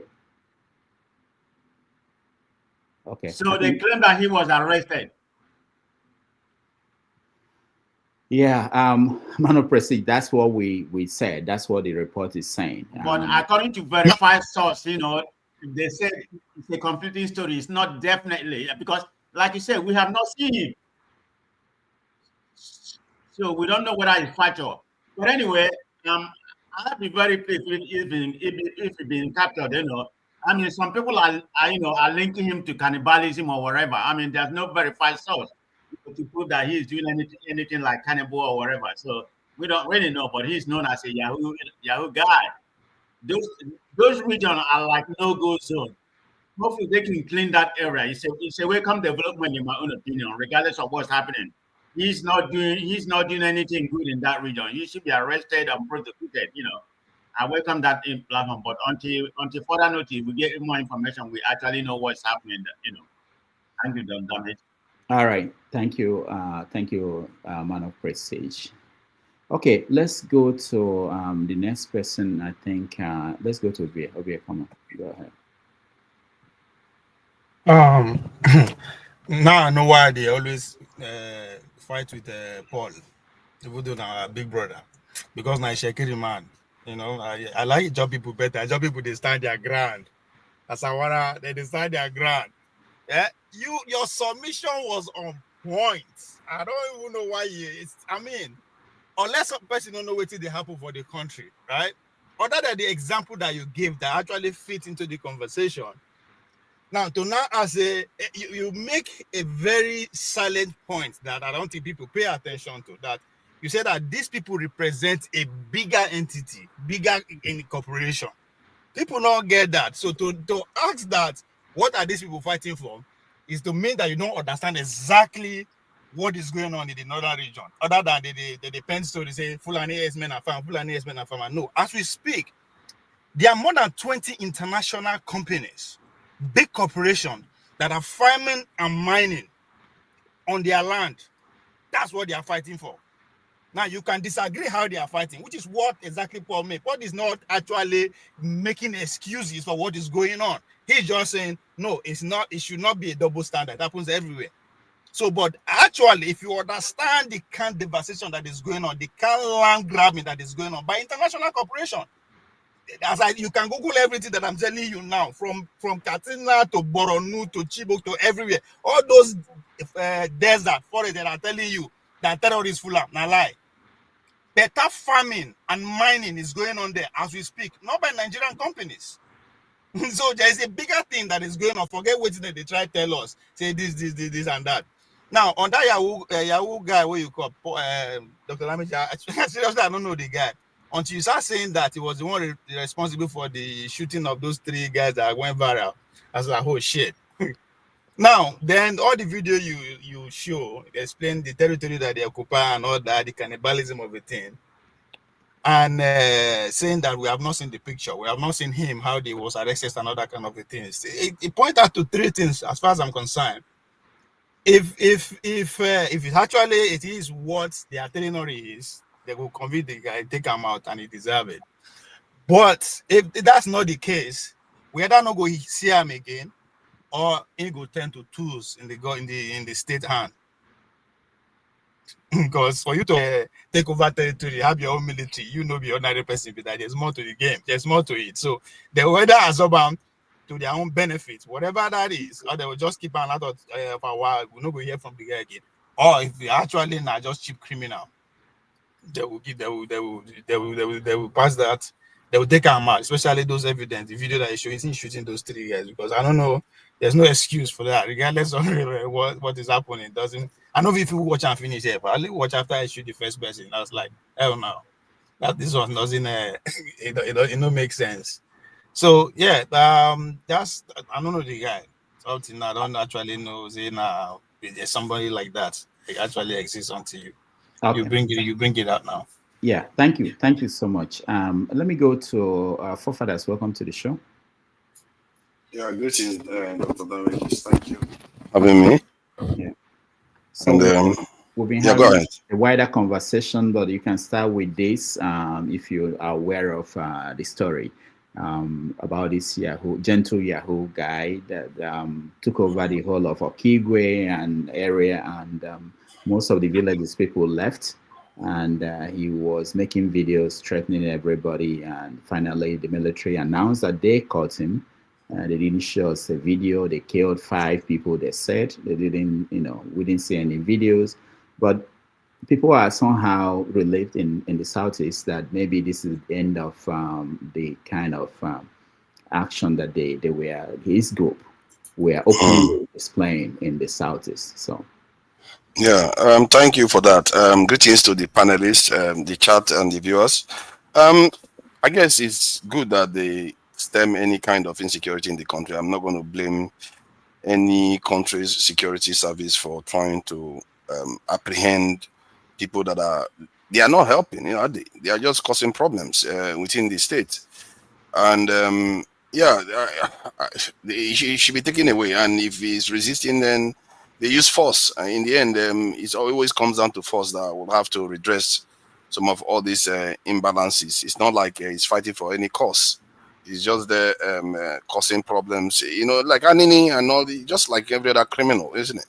You take care of them in terms of ensuring that the innocent people and the law-abiding people in the country have a safe place to live and operate. And these type of people should not be allowed to be, reigning chaos in the country. You see that in the north, you see that in many parts of the country, and for whatever reason, some people say maybe the politicians are involved and there are outside interests. Even if all these are involved, other nations have to contend with it. But why are we not contending with similar challenges that other people are contending with? And we can't keep making excuses. Okay, yes, the truth is that yes, there are outside forces causing problems in Nigeria. Maybe not with this guy yet, because I even had a online. The guy wasn't hiding it. The former CIA official clearly stating it that what they do is they go to nations and they don't have to create the organizations. They just have a small group that has any grievances and they amplify it. That's what they do. And elements like these are danger to the country if you don't take care of them early enough, so that some other forces don't come and co-opt them and use them to destabilize your country whenever they want to, whenever they choose to, really. And this is part of the security challenge that the Nigerian state faces. I guess it's more of a small fish than the terrorists that was pardoned. Those ones are far more dangerous because they seem to already have connection to outside elements that are fueling the violence in the north of the country. Just to add to the earlier conversation about how they treat the South is in terms of insecurity, it's very interesting because that seems to be a gaping hole, isn't it? That the way they treat other parts of the country when it comes to insecurity seems to be different when it comes to the Southeast. I've never heard of any kind of negotiation with Nnamdi Kanu by the federal government or Simon Ekpa, even nothing like that. But yeah, what is the difference between them and the Northerners, the Islamists that are busy just killing people?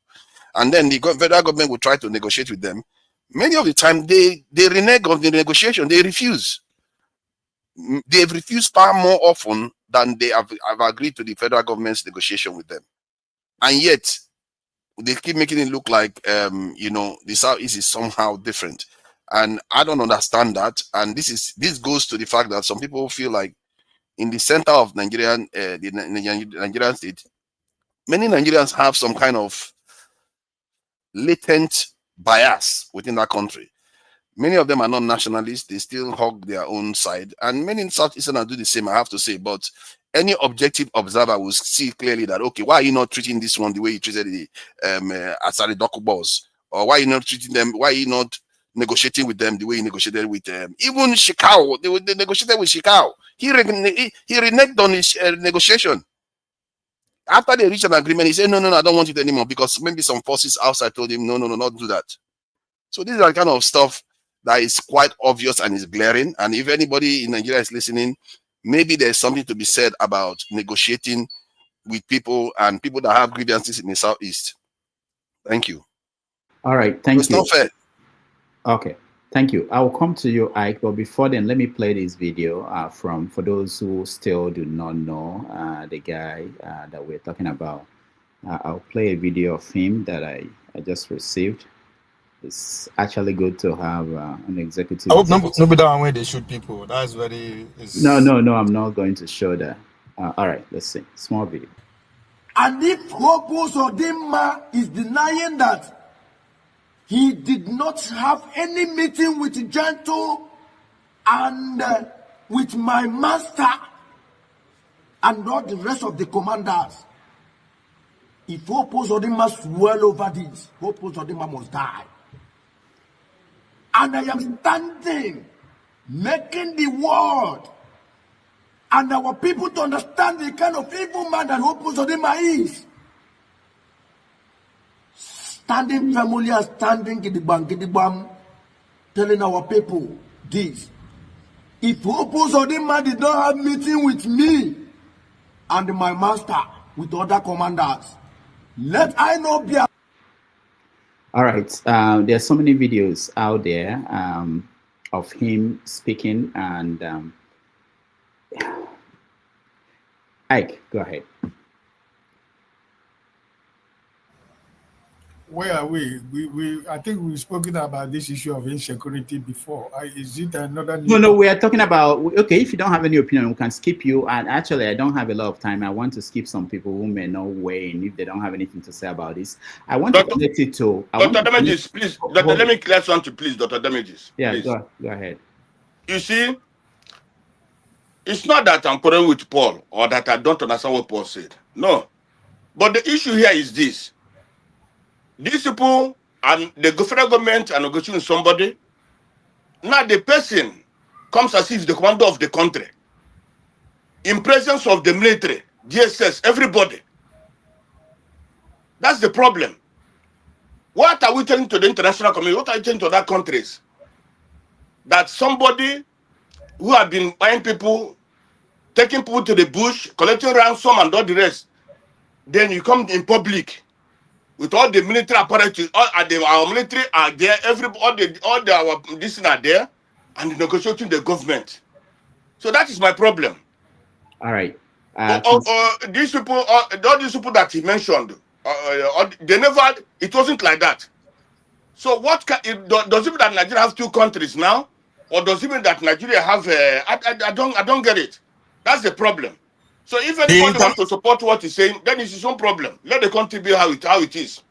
All right, the thank you. international community are based in certain businesses in those places where this thing is happening. So they know more than what is happening than me and you. So that's the issue. Okay, thank you. Let's go to James. Mr. James, go ahead. That's not the issue. Mr. James. I don't think I will say much, if anything at all on this matter, because some time ago, I mentioned something about the Eastern question. Easterners on this platform told me to shut up, not to take Panadol for headache, for another man's headache. This is part of the Eastern question, so they should resolve it in their own way. Thank you very much. All right, thank you. I want to connect this to another story, which is this guy he calls himself Bitcoin Chief. His name is Gaius Chibeze. He said he spoke at the World Igbo Congress, and what he said there is now the reason why he wants to pull off all his investments out of the Southeast and remain in America. He used to be, or he was until he said, according to him, he's been attacked by IPOB members who are threatening to kill him if he shows up in the Southeast. He's saying that he's not going to come back there. He's going to cancel or close all his businesses. Let me play the video of what he said at the World Igbo Congress. And I was there when he spoke.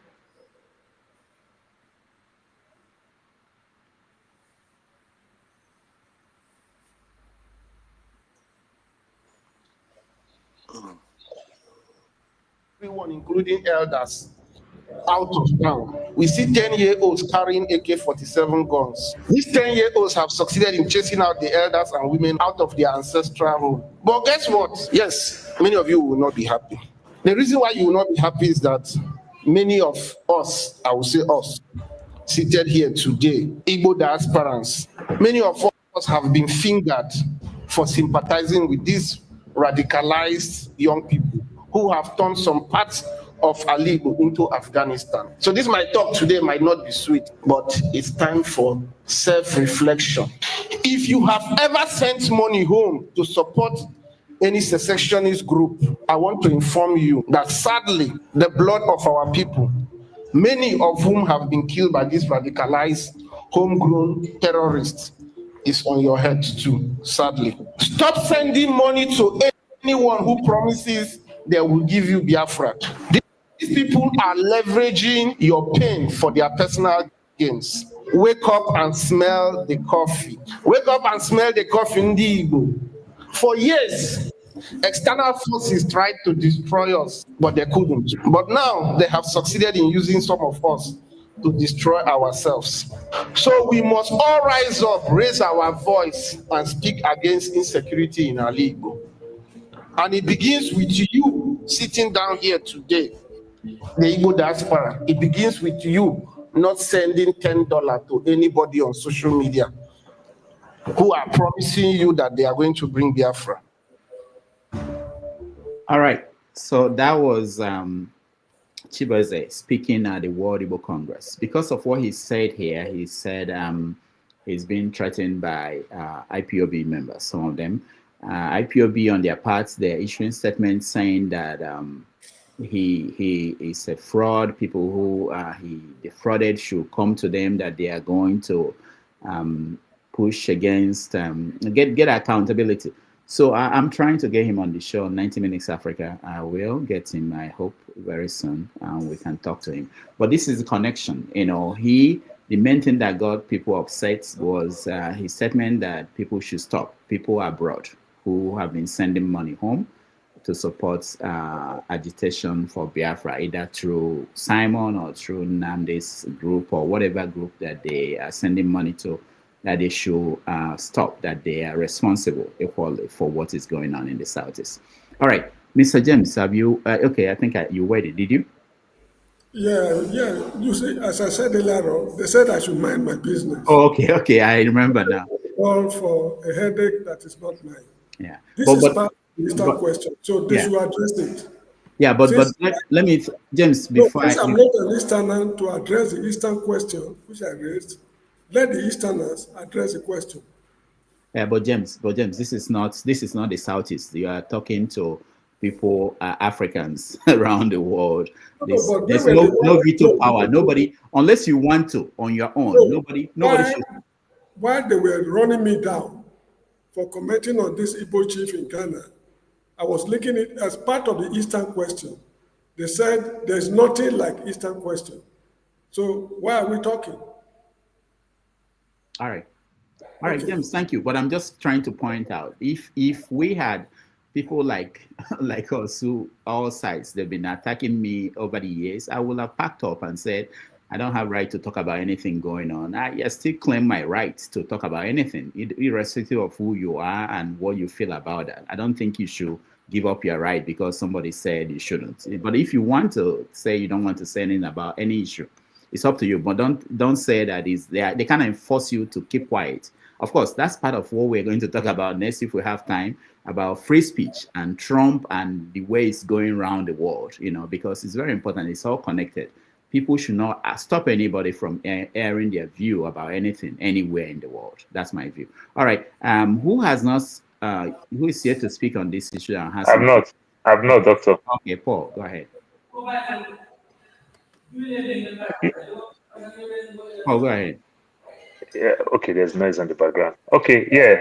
So, Doctor, talking about this guy, I don't know, since there's no official video towards that direction, if truly the government caught him and no video, no nothing, I would say that is spot on. America did it with Osama bin Laden and the likes, because if they leave Osama bin Laden and they bury him one place, before you know, yearly anniversary will go on to from there create another monster.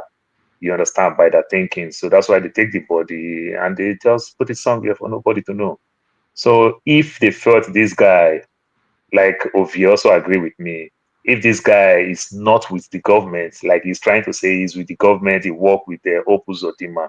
If he's not with the government, they can just take him silently. You understand? That will make it much, much better. But if they arrest him, show him, put him in the newspaper, do all those type of things, then they take lawyer, they start fighting again, and they try to politicize the whole thing again. At the end of the day, again, it will become from one region to another region, like the issue between me and Conscience and everything. They'll say, oh, this side like this side not like this. So if they take him silently and everything, move on to the next one. That is spot on. You understand? My own concern is that don't let the innocent people suffer because you want to go catch one person. You understand? If the innocent people don't suffer, you spend money, spend time, do proper intelligence and everything. If you can catch the culprit, you understand, in a silent way, you minimize any damage. That is spot on. That is what they're supposed to do. That's why when they have operations like this in civilized society, they get big budget for that. You understand, to achieve the goal. You understand? So when the people get big budget and they do it in a clean way like this, it's spot on. Everybody will just move on. You understand? By the time the people know that their leader is gone and the people who hold their leader did it in the peaceful way, before they know, they come again, they cut another one again. Those people will naturally, they'll behave like the nomadic people. They'll relocate, they'll move to somewhere else. Then that region will find some peace again. If I want to believe, if it's happened like that they cut him, spot on. But if they just play cheap politics, then the guy show up like Chicago, a federal government will say this thing 1, 2, 3, 4, 5, 6, then we'll still come back here again and laugh them. That's my take. All right, thank you. Who else is missing that didn't weigh in? Dr. Damaji, that speech, even though there's more to where he's coming from and where he's going, it's a political speech.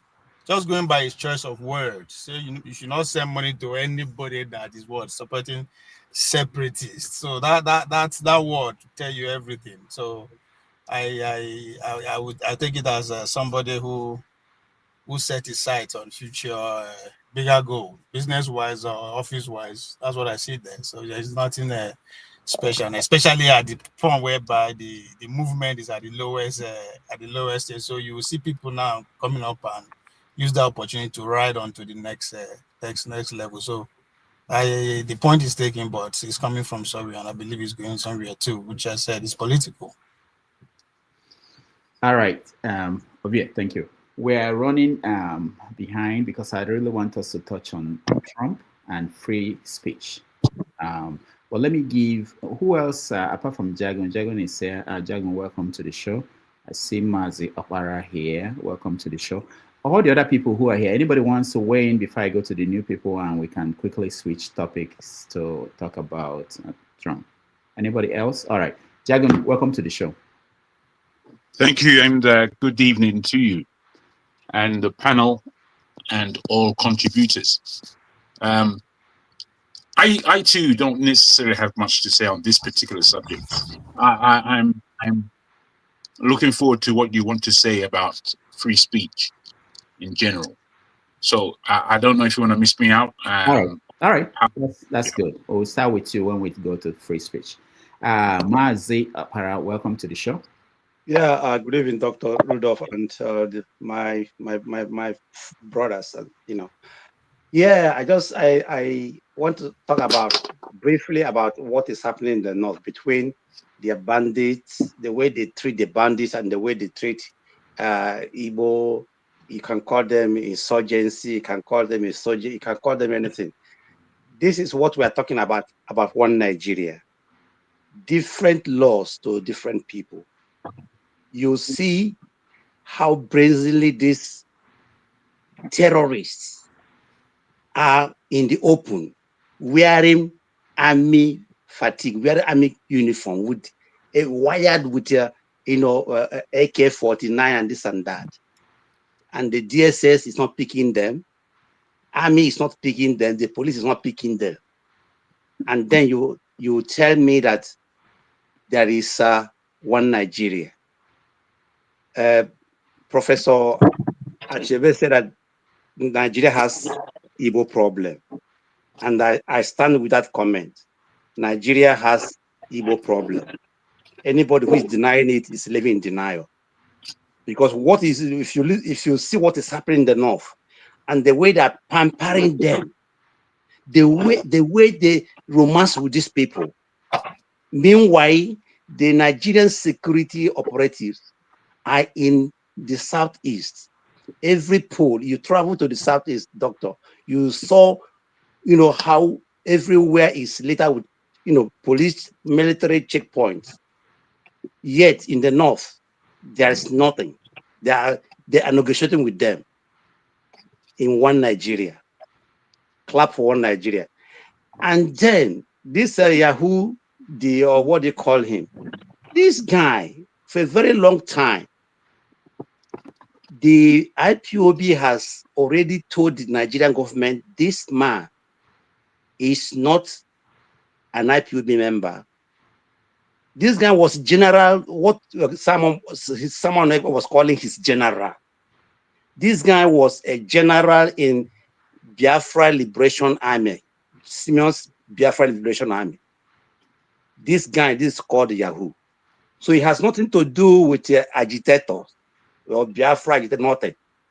You see them, they will put Biafran flag, Israel flag, and German flag, American flag. No. This boy or this man and his men were the people that the governors, you heard what he said. You heard what he said.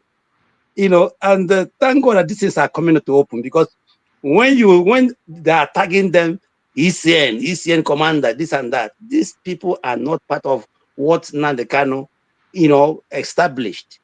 He was not and is not. Just like their commander is called Simeon Ekpa. Now you talk about what do you call it now? What do you call this man? This man, he has a lieutenant too.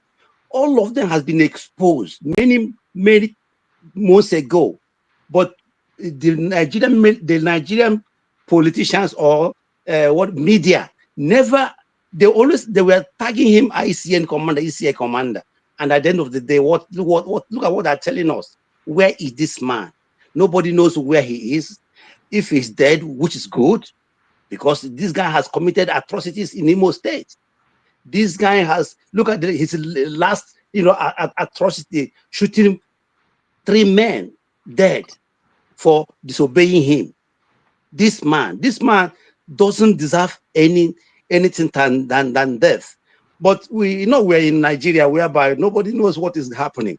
If he's caught, show us this man, try him. If he died in battle, in combat, let us know, because we want to, those people living in Kigwa, zone and Anambra, they want to hear what exactly happened to this murderer. Honestly, thank you very much. All right, thank you so much, John Ava. Yeah, one more, and we have to move. Okay, thank you, Rudy. I don't want to comment on this again, but I just want to comment on it because of the way we are playing it as a racial issue or a tribal things. The failure of government of Nigeria is a failure of all Nigerians, and we are all being a victim of lack of good governance. The power is local. Whatever is happening, whether it's Zamfara or Katsina, or wherever this insurgency are living or operating, is no different from what is happening in the East or any part of the country. And the sole responsibility is the leader, whether the local leader connive with them or the federal at the federal level. But it is not a tribal issue. If you are a victim of the circumstances, you don't tribalize all those things. It's no, why do you quickly arrest the people of this place? Why do you leave the other place alone? Why do you think that one Nigerian is not the one Nigeria? All those things give the leaders, and that is the way they want to play with the citizens. Either it's on tribal or on religious line. And I don't think any Nigerian should buy into that and control the narrative in that way. That divide us, the ordinary people, the more. And then they unite up there. Mr. John Abbott, please let us be honest ourselves. These people. Listen, excuse me. I do not interject you when you. Excuse me, sir. Just before Mazi, can you let him finish and okay. Then you can react. John Abbott, go ahead. Yeah. So the issue is that whatever, even the Yahoo, the one that they called whether Junior Yahoo, Junior Google, whatever it is, if he tell you he work with the government or whatever. Sometimes, if you have been into interrogation and we have any military exercise, people say that. Even I have a case many years ago in Benue where the guy have nothing to do with the commissioner of the police, but he mentioned him just because he want to roll him into the issues. Those are smart criminals who say things. So the end of the day is that when all fight is laid down, but what I'm commenting on this T-shirt, they're saying justice everywhere, anywhere is injustice everywhere, or how they put it in that context. Anywhere you see destructive thing is happening, whether it's in the north or in the south, it is bad, it is evil. Call it what it is, and hold the people responsible, which is the government. It's not a tribal issue. All right, thank you. Mazi, before you respond, let me just again say that if you haven't liked it, Mazi, hold on, you're talking and you're muted, we can't hear you. Let me just say that if you haven't liked the stream, please do. If you can share it, it doesn't cost anything. Please share it so that more people will see that. And we haven't gotten any super chat. Nobody. This is the first time that we do 3 hours and nobody will even give us $1. That looks like something that doesn't look good, but we depend on that. I just want to mention that we depend on that to support this channel, and there are many things we take care of. We don't get paid. The moderators don't get paid. Our forefathers, if you get paid, let me know. We don't get paid, but we need this more, whatever anybody can give us to help us take care of the people who are working behind the scene, helping us, and pay for the subscriptions that we have. There are many. To make this happen. Okay, all right. I'll give you just 2 minutes, Mazi, 2 minutes, and then Master 2 minutes, and we'll move on. Thank you very much. Yeah, John, sorry for interjecting. Look, what I'm trying, because this thing you say is not about tribal. Let us be honest with ourselves. Under General Buhari, that inflicted this insecurity in Ali Igbo. He did it. He never hidden his disdain for Igbo people. Lai Mohammed was asked, why are you not proscribing this murderous, marauding Fulani herdsmen? And Lai Mohammed on live program told Nigerians that these people are not fighting to separate from Nigeria. That is why they cannot proscribe them. So no matter what they're doing, they can do it and get away because they're not talking about separation from Nigeria. But IPOB, Nnamdi is talking about separation from Nigeria. That's why they proscribe IPOB. And they sent Python dance, 1 Python dance, 2 Python dance, 3 Alibo. And you are telling me it has nothing to do with a tribe? What is government? Government, the government is institution. Buhari was an institution. Buhari was the president of Nigeria, and he came over here and told you that he's going to deal with these people with the language understood in 1966 to 1967. What are we talking about? It is an agenda. If you don't want to believe it, it is an agenda against one people. You treat other people, lightly, and you treat other people harshly, and you tell me it has something to do with tribe. The Igbo people, the Igbo leaders, you see, they are powerless. They don't control the police. They don't control the army. You send army to Igbo land. You see what they're doing. You read what Amnesty International said about Nigerian security. What they do doing in Igbo land. Thank you. All right, thank you, Mazapara. Maska, welcome to the show. Good evening, Mr. Rudolph. Well done. You are a man we should all emulate. You with your soft and gentle demeanor, but we can see that you are a man of steel. Well done.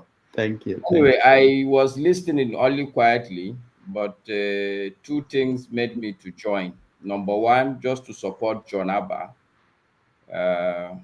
And people should give John Abba respect because they are killing people in his state. So if the man is smart enough to know that, okay, this is not a tribal issue, at least I think people should. He is a victim in any case. There's crisis in Benue State. So it's not like he's somewhere his people are not affected. But why I am even going to, the points I want to make the gentleman that is insisting that it's a tribal issue, it's that you need to step back. Okay, you are talking earlier about Buhari, okay? But a Hausa man, when he was a president, Yaradua, there was crisis in Niger Delta. People tend to easily forget in Nigeria. It was Yaradua, a man from the same Katsina state with Buhari, that gave the amnesty to these people in Niger Delta. And he was an Igbo man that was in the thick of this thing, this Onyema. Go and check your records. The same Boko Haram that was ravaging northern Nigeria was under Jonathan Goodluck. How is all this thing tribal? How? It was Jonathan Goodluck that Boko Haram became a major issue. And I can tell you from the north, I was here and I'm still here during the Boko Haram. Everybody was afraid to speak against Boko Haram.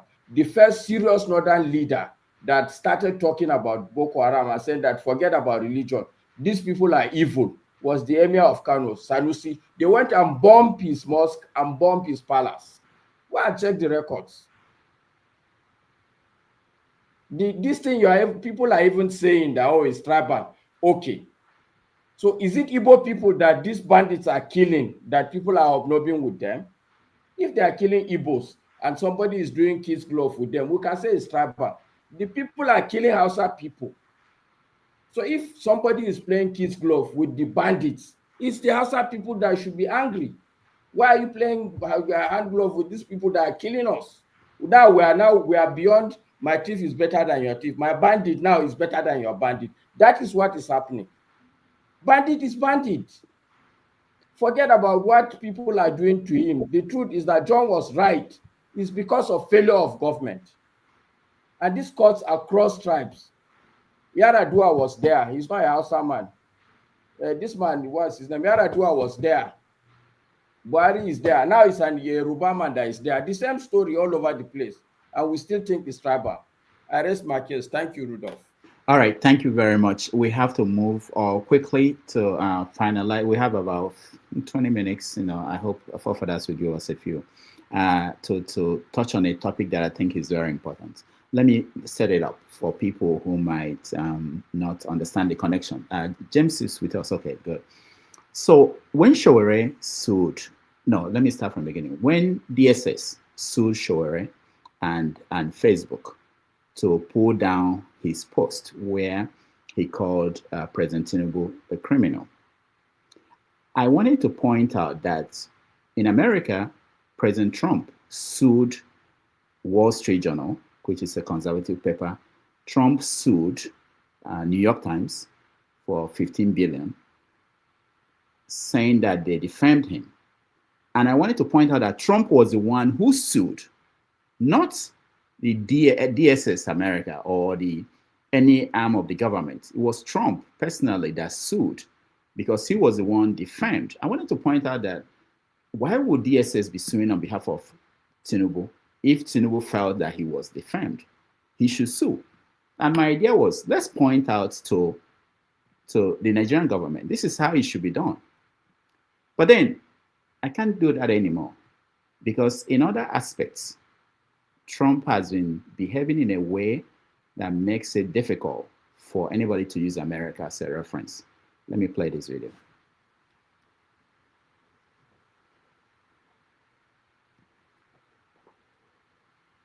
$97 and 94%. Sorry. Kirk, there's been a lot of talk about free speech this week. Do you see a difference between cancel culture and consequence culture?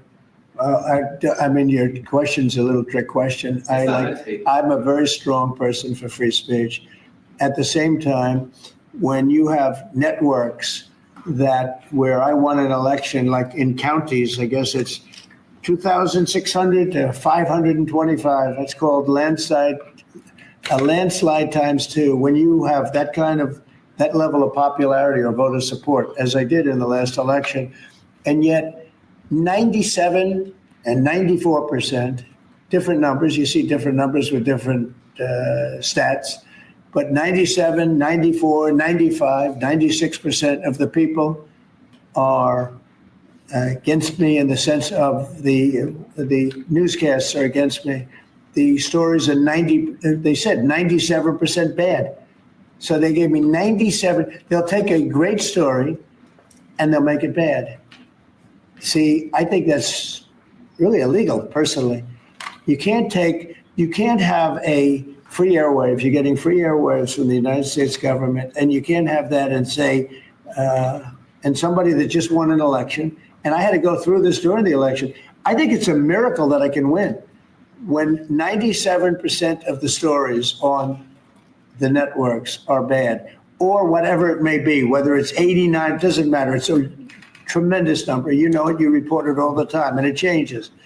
But when you have that kind of a negative reporting, fake negative reporting, when they take a great story and they make it into a bad story constantly, that's what they do. Look, 60 Minutes took Kamala's answer and they threw it out and they gave her a different answer so that she sounded competent. When things like that happen, George Slopadopoulos from your network, right? George Slopadopoulos had to pay $16 million to me because of what he said. And that's ABC. You had to pay more than that. Your network had to pay more than that. So I think it's very sad. But I think that reporting has to be at least accurate to an extent. Again, when somebody is given 97% of the stories are bad about a person, that's no longer free speech. That's no longer, that's just cheating. And they cheat. And they become really members of the Democrat National Committee. That's what they are, the networks, in my opinion. They're just offshoots of the Democrat National Committee. All right, that was Trump redefining free speech, and a lot of people in media spaces across the world, not just in America, are beginning to be concerned about where America is going.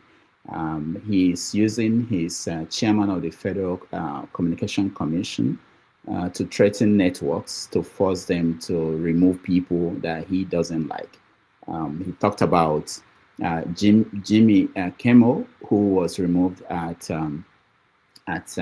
ABC from his late night show, and he's basically saying that because he was what was it? The word he used was that because he's failing and he's not doing well, but they forced the network to remove him. So people are worried about free speech, and it's concerning also to us. It should concern us because people in Africa, leaders in Africa, will point at America and say, well, Trump is doing it. We can do it. And that's the model of democracy now that we're seeing. And it's not different from what we complain about when people talk about Russia and North Korea or China. All right, let me hear what you guys think. Mr. James. Well, let me look at it from our own perspective, not from American perspective, because I could not even make any sense for what he was saying. I mean, Donald Trump. One thing I noticed is that in Nigeria, we owe our allegiance go to those in government, not to the government of Nigeria itself. People owe Bola Tinubu allegiance, not the Federal Republic of Nigeria.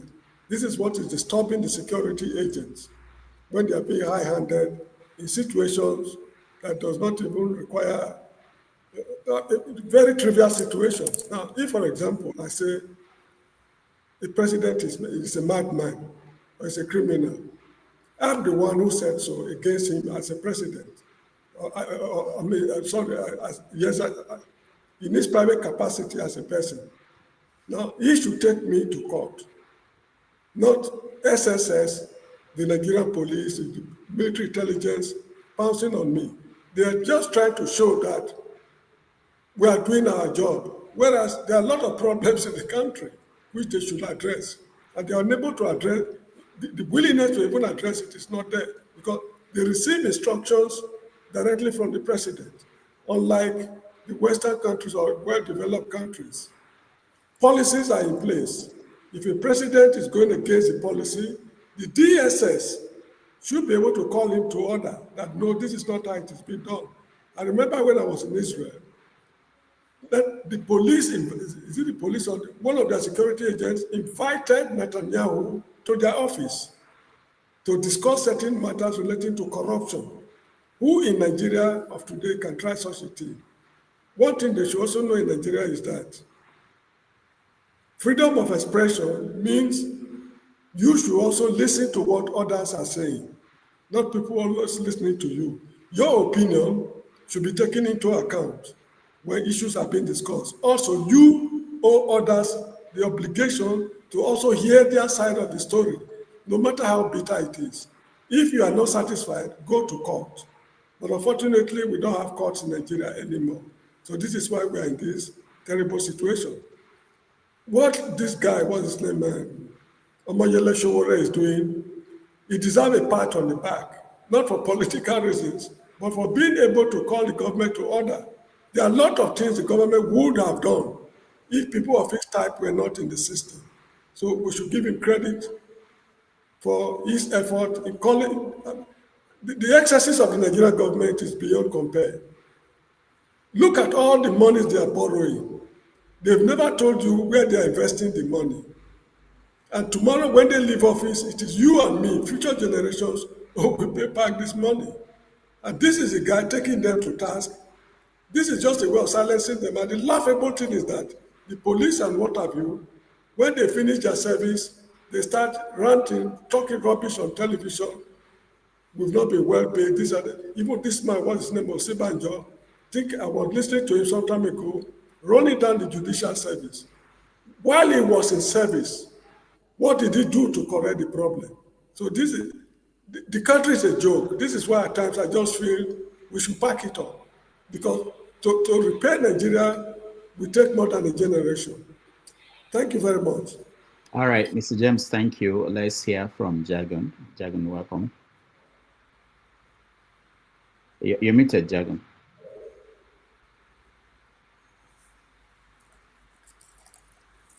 Thank you, gentlemen. Thank you so much. I've got a bit to say about this. And when we're speaking about free speech, we're speaking about the whole globe.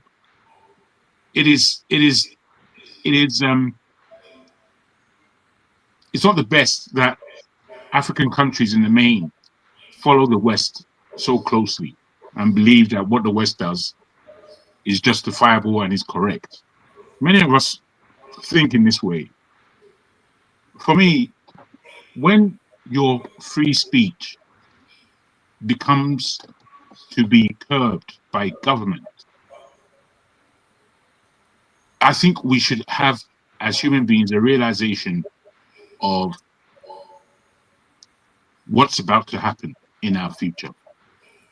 I think it's very important that this subject comes to the table, because for me, daily, incrementally, yet with some speed at the same time, our rights are being shorn from us. When we cannot speak as our mind dictates, we're in trouble. We're in trouble based on the discussion, and we're in trouble based on what is it for our futures. We've just had somebody shot dead in the name of Charlie Kirk, who used to exercise his own free speech to the point of, you could almost say the speech becomes violent. And for me, who understands where we are in this world today, we are at war. We are at war on many issues. And the war coming from the West suggests that they are still going to be the people that lead us into the future. They speak about a one world government. With all these kind of things that are going on, we have to, as individuals and as a collective, have to have an understanding that our rights are going to be shorn. They're going to become lessened to the point that possibly, depending on the power that is pushing for their authority across the world, they are basically having us as sheep, that they are the ones who would dictate and direct what you would say, what you would think. There are so many things in the world today. The WFO, if I've got that right, is it them? Who I think is led by, what's this guy's name? German guy.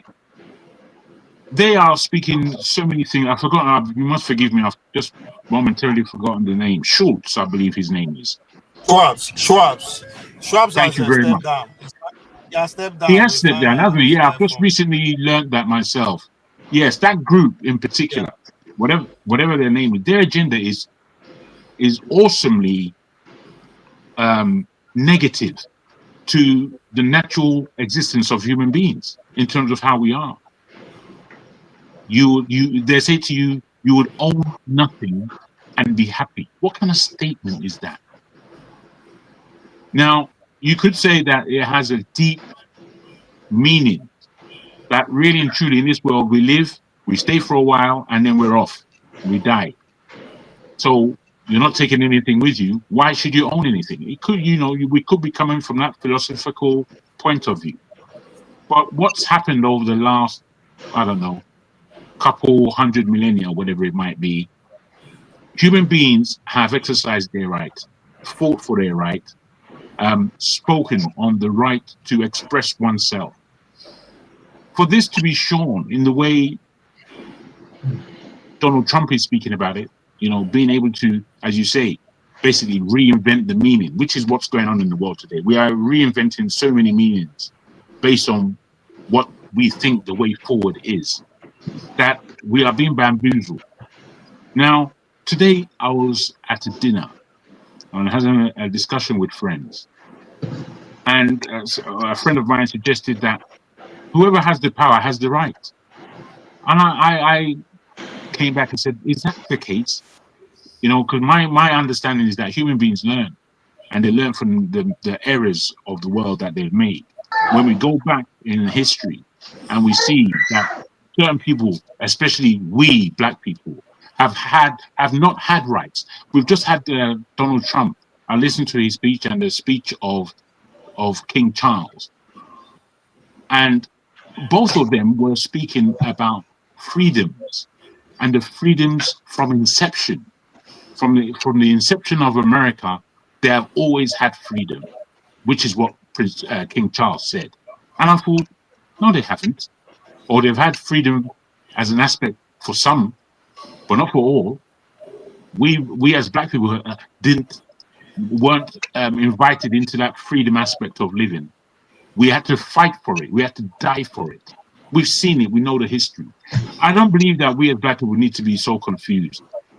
We don't need to be confused that there is an agenda going on, a global agenda. And sometimes because we are myopically interested in what's going on in Nigeria, sometimes we don't see that there is a bigger play out there. And that play is going to affect us in Nigeria. I'll just like to end there. Hopefully I was understood. Thank you. All right. Thank you, Jadon.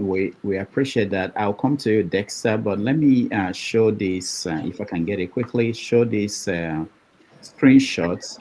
This is from the America's chairman of the Federal Communication Commission. He wrote this in 2022 before he became the chairman of the commission. And he was basically saying that Biden is right, that political satire is one of the oldest and most important forms of free speech.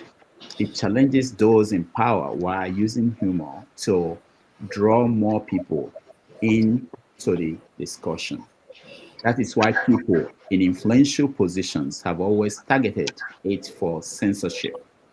Now, he's now the one who basically forced the hand of ABC to cancel a political satire that is called Jimmy Kimmel's Life. All right, so something happened along the way, and hopefully we get to what happened, why people are behaving in a way that they were not behaving before or thinking about before, and the wider implication. I don't know who is next. James, I think you wait in. I think we go to. You did call Dexter. Dexter, yeah. Dexter, welcome to the show. Thank you, Dr. Damages, and everybody in the comment section of the show.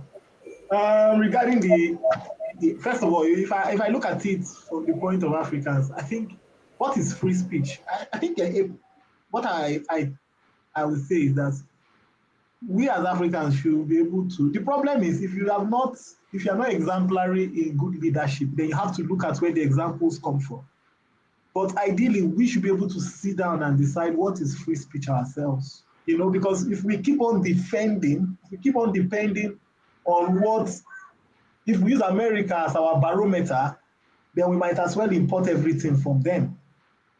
So next, we have the Senate, we have the House of Rep.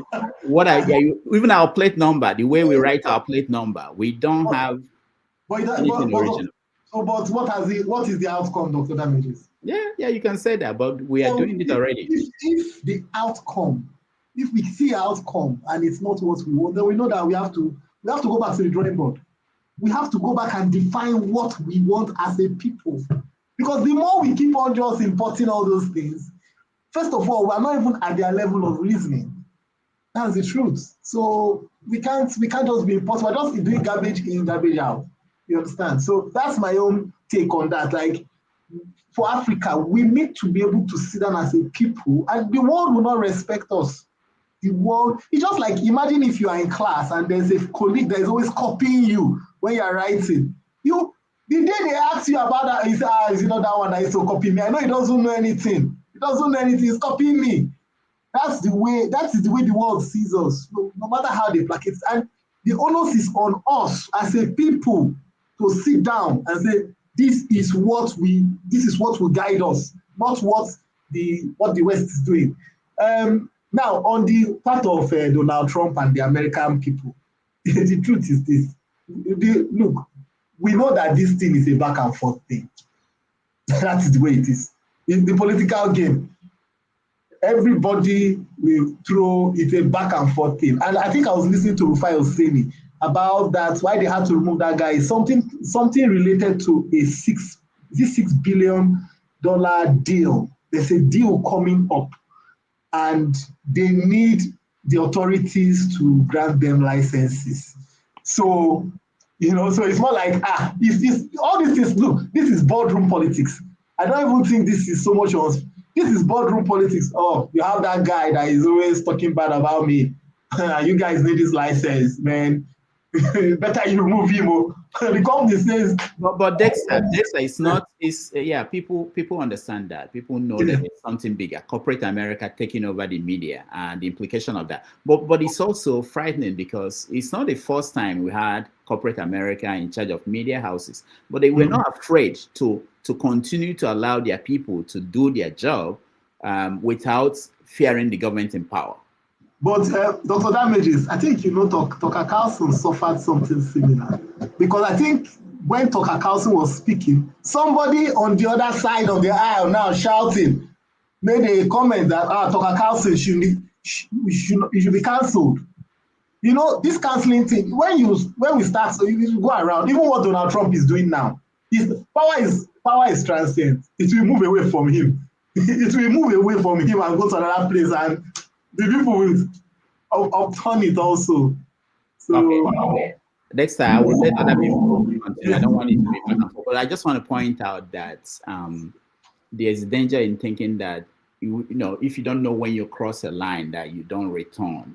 Thinking that when the next president comes in, it may become. Some people are beginning to see this as culture. There are people who don't see, and that's what I wish that those who support the Republican Party will be here, who don't see the danger that for the first time, what used to be unacceptable to Republicans are becoming acceptable to Americans, including looking at country moving towards authoritarian kind of governance. And when you talked about what happened to Tucker Carlson and other people at Fox, it was actually the corporate America. It was because of the lawsuits that forced Fox News. They paid a lot of money, forced them to decide that the best thing is to get these people out because they're costing them money. It wasn't that the government on their own, because Fox News is still there. Nobody. It's indirect. It's going to cost money in contracts. The contract is coming up, Dr. Damage. They need the license. So it's the same thing. So actually, about license, so that people will know, because about license, the Federal Communication Commission, they don't even have the right to take the license of ABC, CBS. The right ends with the affiliates. So they use the affiliates to push. I don't want to go into details because this is my field. Yeah. But anyway, let's hear from Ovie, because we don't have time quickly. We want to. We're already into forefathers' time. Ovie, go ahead. I think to want to make it as if Trump, just as the headline says, Trump wanted to define speech. I think we are just changing ourselves. We are not helping ourselves, because there's nothing Trump is doing right now that is actually new. Whoever come with that headline says, I suspect that person know what he's doing, because Tupac said something. Tupac said, "Revenge is the closest thing to getting pussy." Excuse my Yoruba. So anybody that is actually sitting to say that Trump is not coming back to revenge, that person, they deceive himself. So as far as I'm concerned, he's not even doing enough compared to where he went through. But talking about free speech, from my understanding, is ability for me to say what you don't like, vice versa. And we all here understand that as far as human civilization exists, as in you can't get away with that anywhere you are. So it's not about Trump. We did here when it was under Obama. Two things happened under Obama that I'm not going to forget that regime. I did class when students stand up as a third professor, stop using the sitting president as an example. And it stays. That took me off. Under Obama, Snowden is still in exile. Free speech. Take it back. Malcolm X, MLK, Fred Hampton, all were caught because of what? Free speech. So it is not about Trump. Whatever Trump is, and we should also understand that the fact that they changed the law under Obama, under Biden, that anything the city president will do can get away with it, says a lot. The biggest censorship regime known to American history is Obama regime 4 years. I mean, the excuse is COVID-19. Everybody they fear for a house. You can't even whisper to your. Wait. Was Obama during COVID? Obama was not the president. No, wasn't about under Biden. That's COVID. That's the biggest. I say bigger regime. I move away from that. It was under Biden. Everybody they fear. We have to go for your own house. Not even life. You are scared. So the idea that they want to make it about Trump, we they talk about that. We are not helping ourselves. There's nothing we are going to get over it or get from it if we make it about Trump. It's not about Trump. And more is still going to happen. I think that's why they passed that law before it comes. More is still going to happen. This is just the tip of an iceberg. Making an excuse because the person is not making money. Jimmy Kimmel is they are already sure they are lost. The production money they are paying is more than what they are taking in. But that is beside the point. The point is that free speech is moving to the next level. Every president is taken to the next level. Everyone. So the next place that will come will go see. So the idea is that free speech is in danger, but it's not new. As I said, if I cannot say what I want, Charles was killed on campus for free speech. Doesn't matter if you agree or disagree with them. So it's not about Trump want to redefine speech. Nobody can redefine speech. Can you come and go? So the bigger point is that we all are in danger of saying what we are free to say, regardless of anywhere you are on this planet. And now that's what it is. That's what social media is about. You are under surveillance. So we are in a different territory. So we should not make it about one person. I understand those who want to do it for a political reason, but this is beyond that. So what should we make it about? If it's not the president that took over and now says that if all the media reports is seen that 95% of them are bad, that means it's not, they don't have the right, it's illegal. That's exactly what he said. It's illegal for the media to report. So if Hitler now is in power and the media in Germany says that what he's doing is wrong because 95% of the report is saying that you are not doing the right thing for the country, then it must be illegal. And Dr. Damiji, Hitler is not in Gaza as we speak. Hitler is not in Castina. We should stop making about one person. It has nothing to do with the person. It has nothing to do with Trump. We just agree that the last 4 years was the biggest censorship regime in American history. No, we didn't agree. We did not agree. You said it. But you acknowledged there was a censorship. Of course, round the world. But so hold on, okay. We want us to debate, but we have people who want to weigh in. But hold on. Do you understand why that happened? Why there were the efforts to stop people who are pushing a counter narrative? Because I don't know how many millions now died, a number of people that died in America, and the country. Hold on. No. The United States Congress disagree with you, not me. What you just put out. We can talk about COVID-19 now because it's a different government. That alone speaks to what we are talking about. We cannot argue like this 2-3 years ago. COVID was under Donald Trump. What are you talking about? COVID started under Donald Trump. See, we should stop. I know what I'm talking about. Yes, okay. It started. I don't even want to go there. Rudy, can I talk? Let me finish. And my time are there now. No, for the last 4 years, nobody Trump did there. Now another person did there. We cannot have this kind of conversation that we are having. Nobody will argue with that. What am I trying to say here? We should stop making it about individual. This man will come and go. Guess what? The next person will take it to the next level.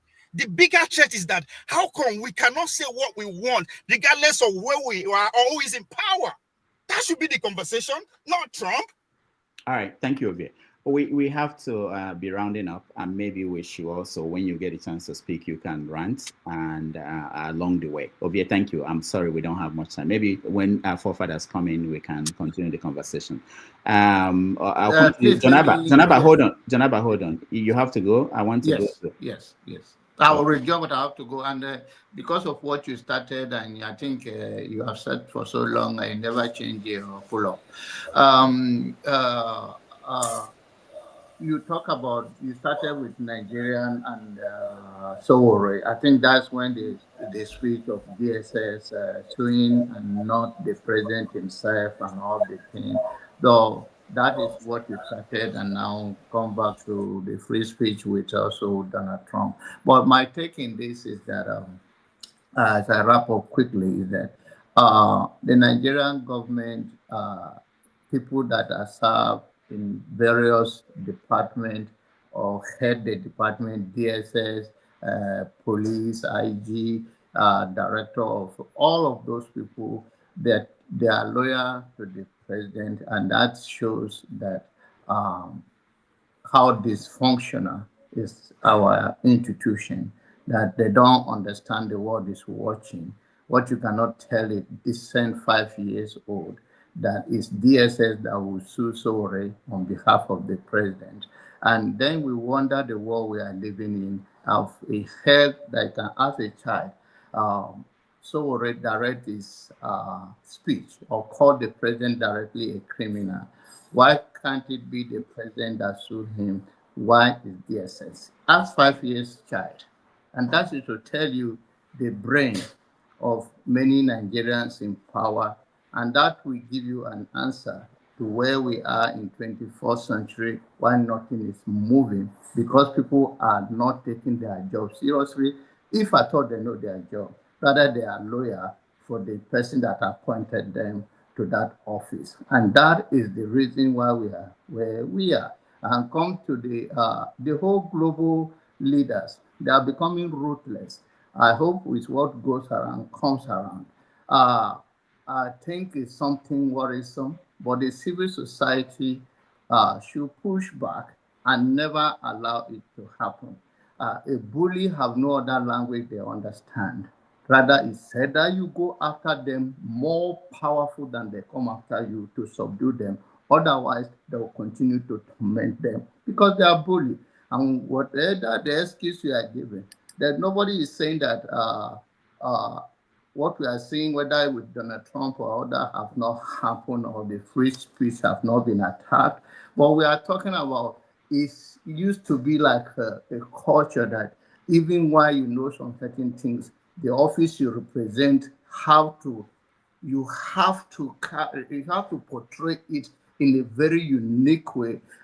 You can see also they put people in place that answer to them. I don't know if you see the FBI director, how the interview in the House, how ruthless he was to the member. So these are things that concerns, and we, the citizens, have to speak to it. Nobody carry two heads. And if you allow any other human being to push you down, just like they have put the whole African and Nigeria as a country, push the citizens down, trope them with poverty, disease, silence them with everything. People, even when you have right, by the time they starve you, it's over with your life and you struggle. That is a concern, and I hope people continue to push back on those narratives that all we know is that evil will not overcome the goodness of the people. Thank you. All right, thank you, John Abba. We will go, I play a video and then we come to you. Houthis. Tell Donald Trump his name is in the files. I have never spoken to President Trump about the Epstein files. Did you ever tell the Attorney General that Donald Trump's name is in the Epstein files? The Attorney General and I have had numerous discussions about the entirety of the Epstein files and the reviews conducted by our team. Did you tell the Attorney General that Donald Trump's name is in the Epstein files? And we have released where President Trump's name is in the Epstein files. It's a simple question. Did you tell the Attorney General that the President's name is in the Epstein files? During many conversations that the Attorney General and I have had on the matter of Epstein, we have reviewed. The question is simple. Who did you tell the Attorney General that Donald Trump's name is in the Epstein files? Yes or no? Why don't you try spelling it out? Yes or no, Director? Use the alphabet. Yes or no? No, A, B, C, Director, D, E, F. It sounds like you don't want to tell us. Did you tell the Attorney General that Donald Trump's name was in the Epstein files? Why don't you try serving your constituency by focusing on reducing violent crime in this country and the number of pedophiles that are legally harbored in your sanctuary cities in California? I'll work with you on that. Regular order, Mr. Chairman. Director, I'm the lawless gentleman from California. Did you tell the Attorney General that Donald Trump's name is in the Epstein files? The question has been asked and answered. You've not answered it, and we will take your evasiveness as a consciousness of guilt. All right. That was, I think Janaba made reference to that. That was the attorney, FBI director at the hearing in Congress. Houthis are not Yazidis. Welcome to the show. What's up, Rudolph? How you doing? Good. Yeah, it's a very sad period, not just for the United States, but actually for the world. I think, like Ovi said, more, even worse, is to come, and people need to be scared. Again, just like John Abba said, people need to push back. I don't know how people are going to do it, especially since the country is so divided in hate. Rudolph, when you want to know who controls a society, you have to look at who you cannot criticize. I've listened to everybody talk about the topic you brought up, and surprisingly, nobody has brought up the reason why Jimmy Kimmel was fired. And it was simply because he criticized Charlie Kirk. Prior to that, he's been talking against Israel. This situation is not only a distraction for us, but it is also, I mean, yes, we do know they're trying to control our speech and stifle what we can say and what we cannot say. But I think it runs deeper than that. It runs deeper than that because it shows us finally that our nation has been captured. Our nation has been captured by a foreign entity, and without mincing words, our nation has been captured by Israel. We are being controlled by Israel. This is why we cannot see the Epstein files, like you played what Kash Patel just went at with the congressman. In fact, if you look, yesterday he went at it with Miss Crockett out of Houston. Do you know, Rudolph, that you know who Peter Thiel is, right? Mm-hmm. You know, Peter Thiel and Anderson Horowitz and Larry Ellison. They're being TikTok is being a sale of TikTok is being forced right now, induced by the government of the United States to one of these three men or in conjunction with these three men. In case people don't know, well, I really can't talk about.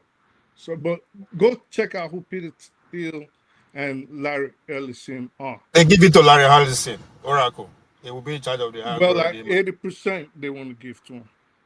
Well, go find out how they make their money. I'll give you a hint. It's surveillance, right? And not just ordinary surveillance. It is on the level of what is happening in the CCP in China. So this is what they're trying to introduce to the United States. Not too long ago, Benjamin Netanyahu came to Congress, excuse me, and his major complaint was that the youth of America, our generation and those after us, the Gen Zs, are not buying into the propaganda that Israel has been selling for almost 75 years. He said this verbatim: we are losing the youth of the United States. Then he instructed our president on camera to do something about it. Not only did he instruct them, in Congress, he told our congressmen to rein in any criticism of Israel here in the United States. These are things you can go check. So, if these are the things that JFK in his last major speech spoke against. I've tried to get people on here, forefathers namely, to play this speech, and I think sometime ago we discussed it. And the stifling of the press will lead to so much damage that in America that will reverberate around the world. There is when the founding fathers drafted the Constitution, they drafted it in such a way that we had absolute freedom. Paramount of that freedom was our freedom to express ourselves, was our freedom to gather. After that came our freedom to be able to form a militia. Never in the history of America has the right to freedom, the right to assemble, the right to speak ever been eroded and attacked like it is being done now. This is step one. Obi, you rightly called it. This is step one.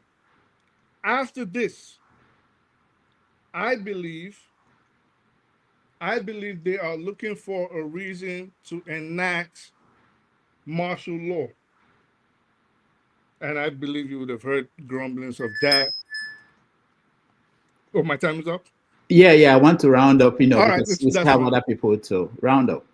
All right, so I'm just saying these are scary times.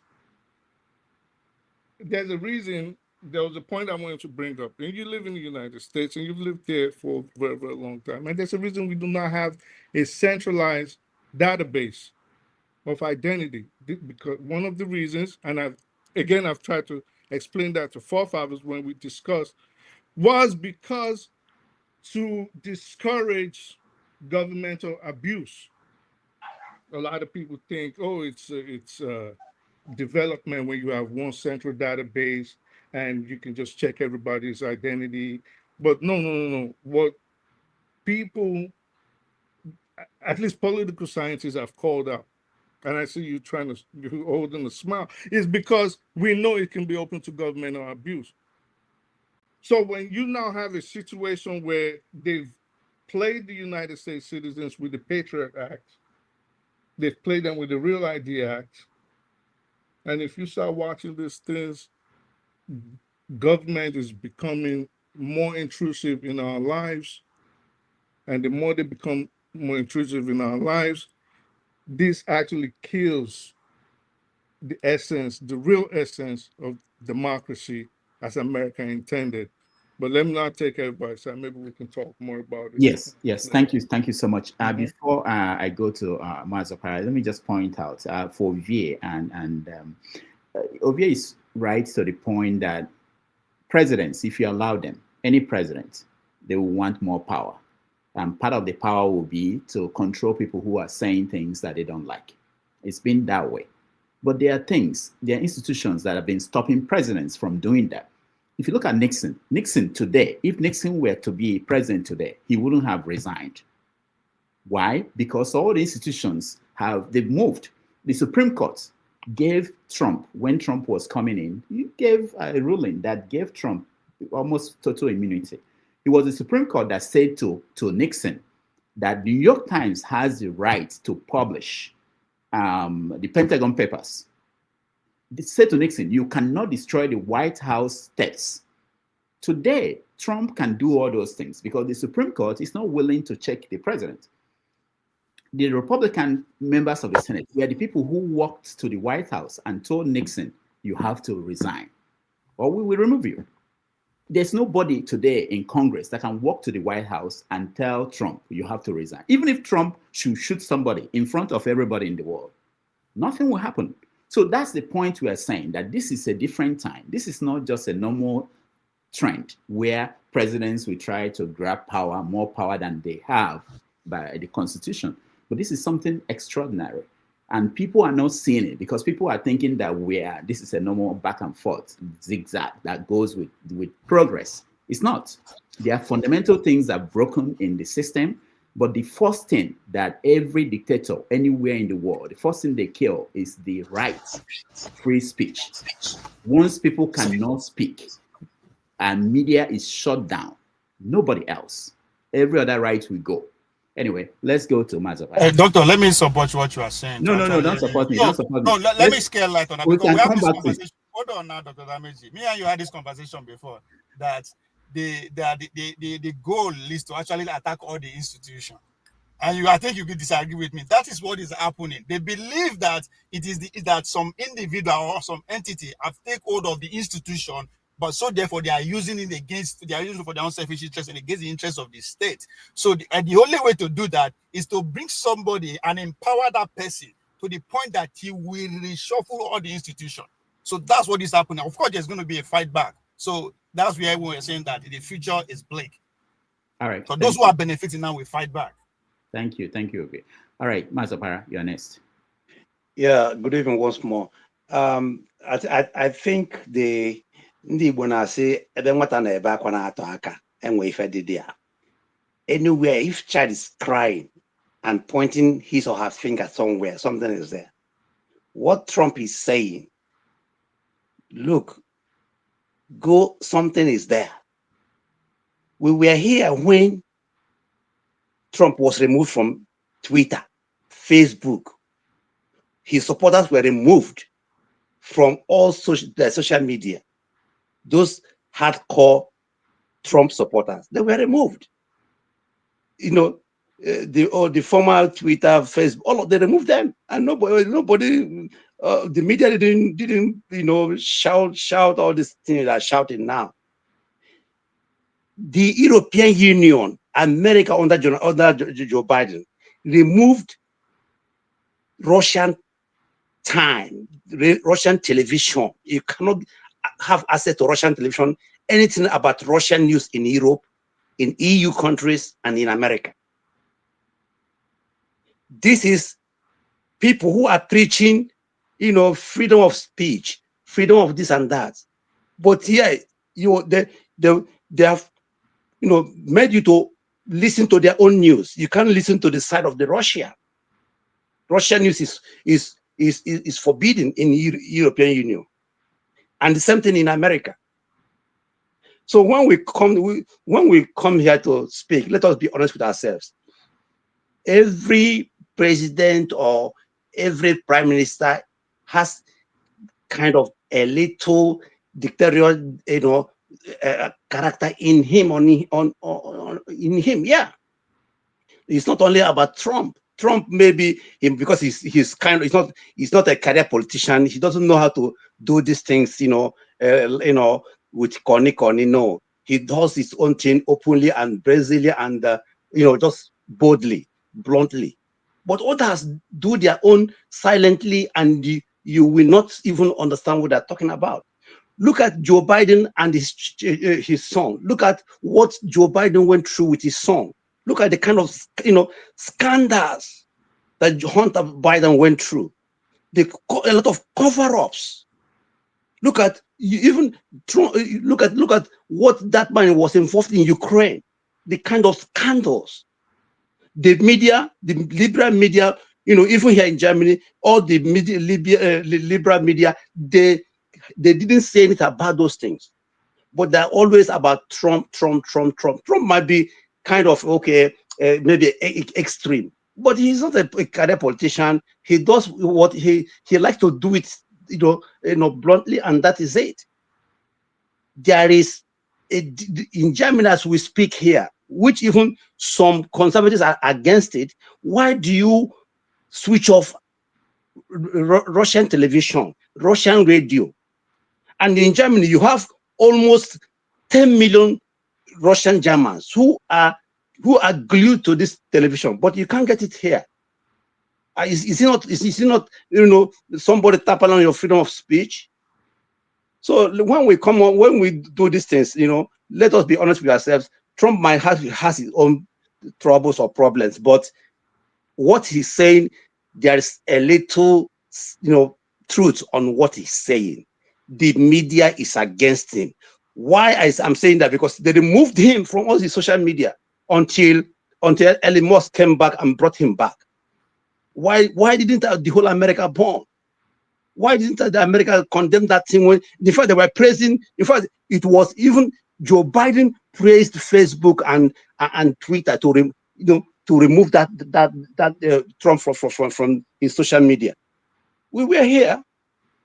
So this thing is not particularly Trump this and that. All of them they have little dictatorship in them. Here in Germany, here in Africa, in America, all of them. They maybe one could be more this than other, but they have it in their mind. If anybody that has power, can do anything he wants to do with the power. So that's my own observation here. You guys, you don't like Trump. I know you don't like Trump. All of most of Americans, mostly black people, they don't like Trump's. It's their choice. For me, sometimes he irritates me too, but what he does sometimes, what he says sometimes about praise, I would not say 96%, but I would say 40 to 60% is true what he said about American press. Thank you. All right, thank you. I don't want to respond directly to you, but I just want to point out that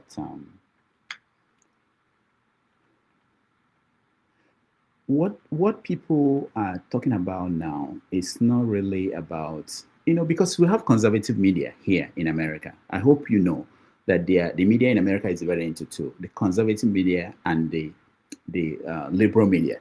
But there are more of liberal media. But conservative media, they're in charge of most of the new media that we have in the country. And for what you said, I agree with you are right, that there are movement by different presidents and different governments and different parties. But there was never a time that conservative media was stopped from doing their job. Trump sued, remember, this administration sued the Wall Street Journal, which is owned by Murdoch, conservative media, because they published that Trump sent a racist card to Epstein. Trump sued and said that it was fake news, there was nothing like that. And the Congress just released that in front of everybody. It was true. Trump knew it was true. Trump sued them for $10 billion. Trump didn't say anything after Congress revealed original what Trump sent out. And this is somebody that people are defending, that there may be reason why he's doing what he's doing. He sued the New York Times for $15 billion for defamation. Listen to what the New York Times said, their response to Trump. Anyway, I don't want to debate. We will have to have I'm going to invite media people on 90 Minutes Africa next 2 weeks. I'm going to invite them so that we can hear from people who are impacted by media censorship and what it means for all of us, our ability to talk, to be here and discussing this. If it continues in this direction, we are not going to be able to stay here and talk about anything that Trump doesn't like. Anyway, not only Trump, not only what Trump doesn't like, what other leaders doesn't, even here, even in the UK, you see their media laws now. It's not about the Trump alone. In the UK, you're right. I'm so hearing please say the government, not Trump. Say the government. Thank you. All right, thank you. Forefathers. Thank you for that.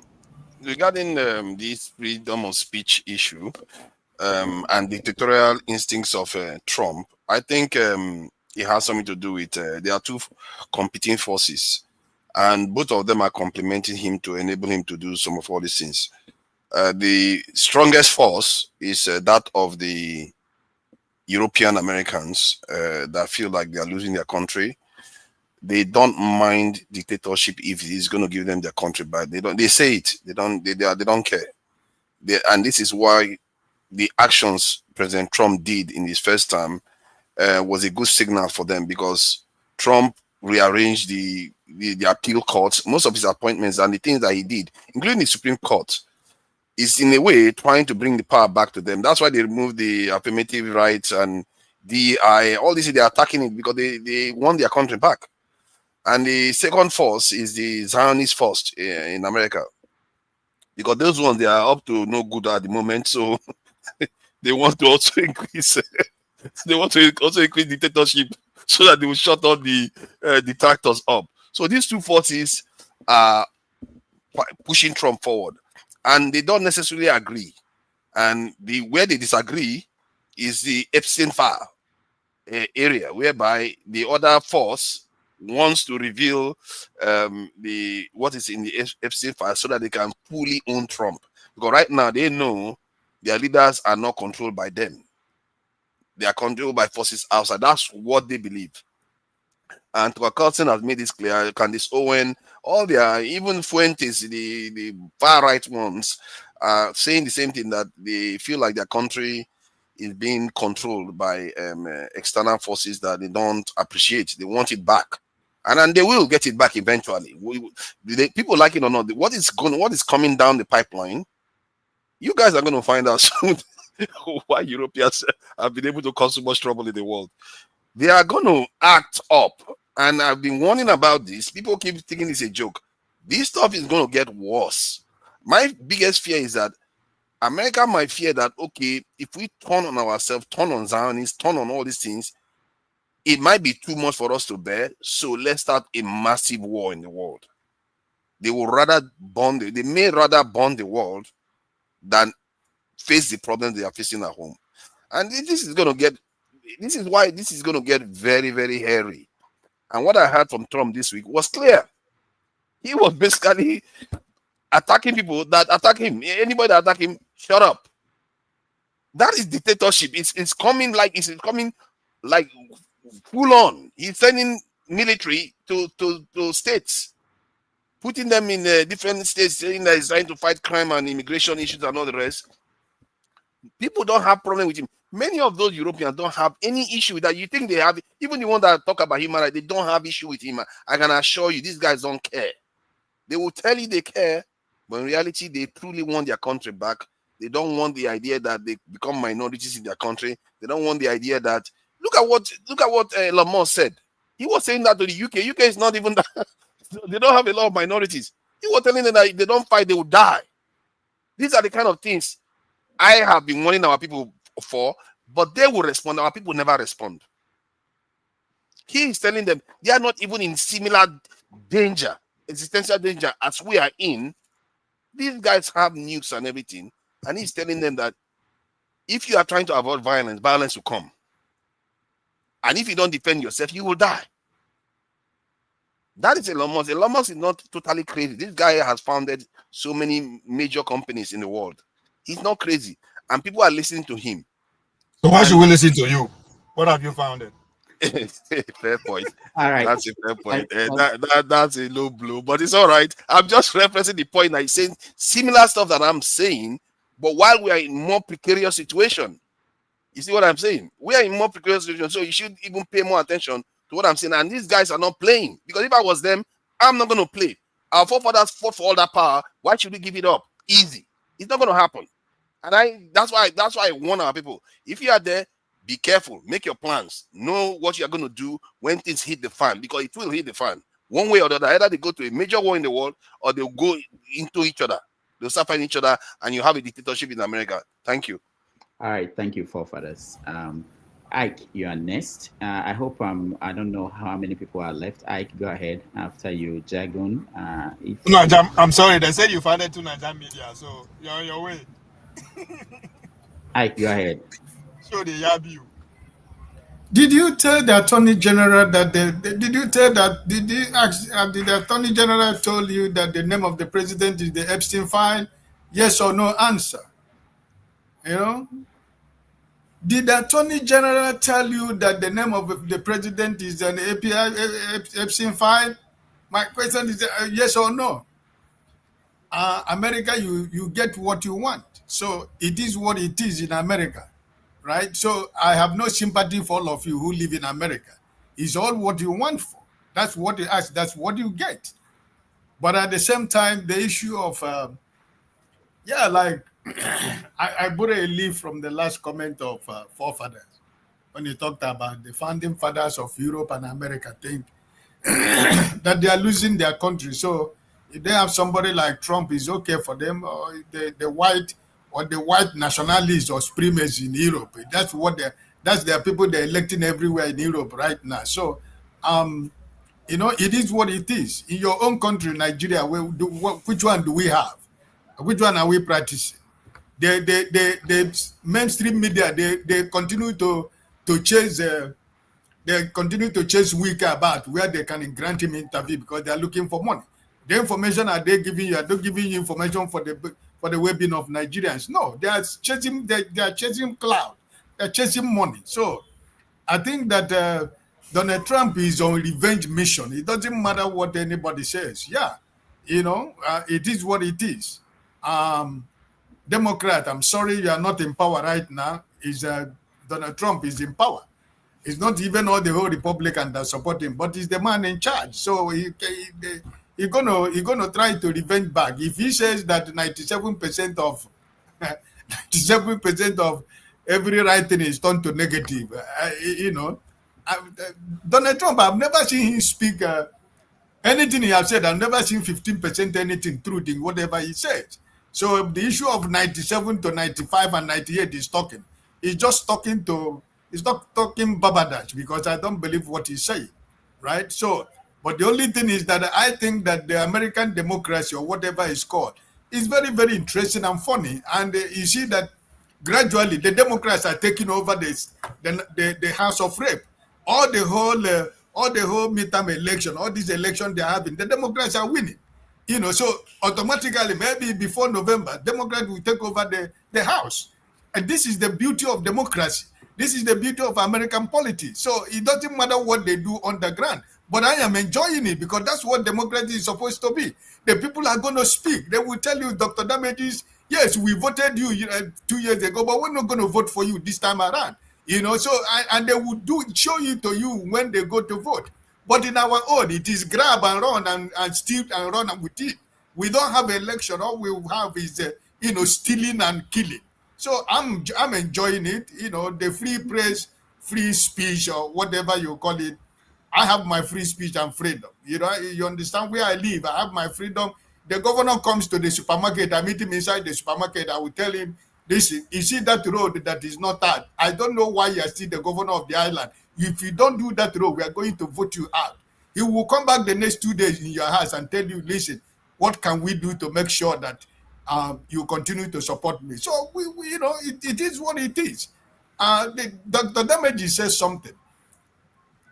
Sowore said Tinubu is a criminal. DSS is suing Sowore on behalf of the president.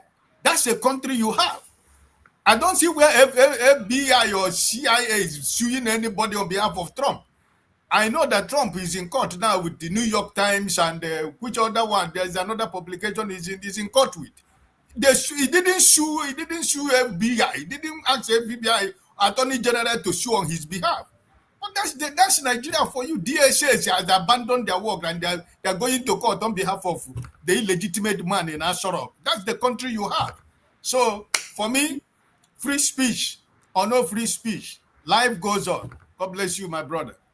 All right, thank you. Before we go to Jagun, there's a story that I didn't mention all through today.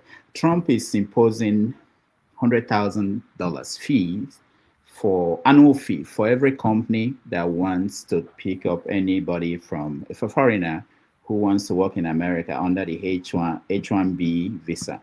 So if Jagun wants to come to America and the company like Euroko Post wants to hire Jagun, we have to pay to the government of America $100,000 fee every year for him to come here.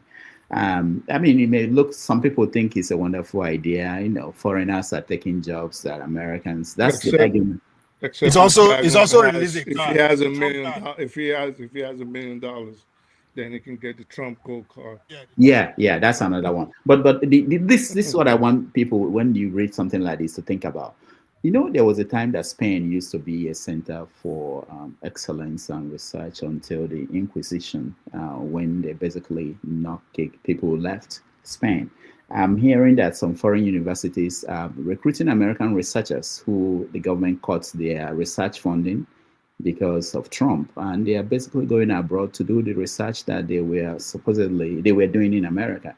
And at the end, the country that will pay the price for all these things. And that's why some people don't think deep about these things. Some people will just look at their selfish interests and think that this is good for America, because they don't understand how America became great. What made America great? America was not great because the only people who speak in America are people you agree with.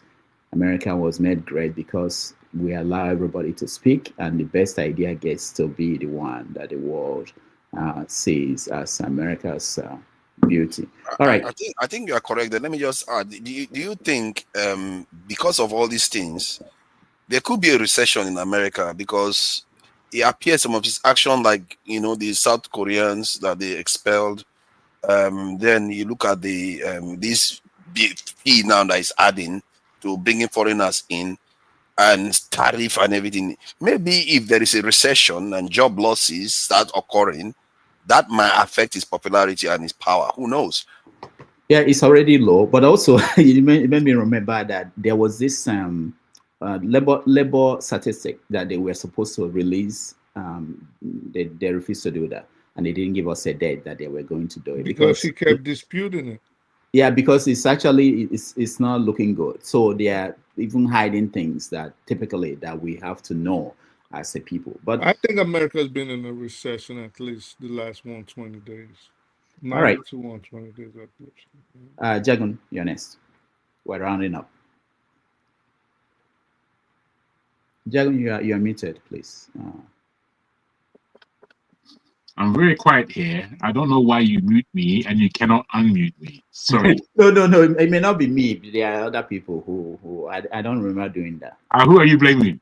I don't know who is behind the scene that is helping, but people are helping. Okay, yeah. No problem. Again, the way the conversation has gone, it leaves me with much less to say, I think. In that most things about free speech has been said. And the warning from people like Forefather and a few others as to it's going to get worse. I think this is what we have to take very seriously. It's going to get worse. And whilst we're having discussions about it, I don't know if we're having discussions that go into how are we going to protect ourselves. And I think for us who are here, mainly Nigerian, we will look to see what it is that our country can do for us. What it is in politics is happening in our country that is improving the individual right to express him or herself. And, when I personally look at Nigeria, it's not a country fully. It has no government precisely. The people themselves, unfortunately, are very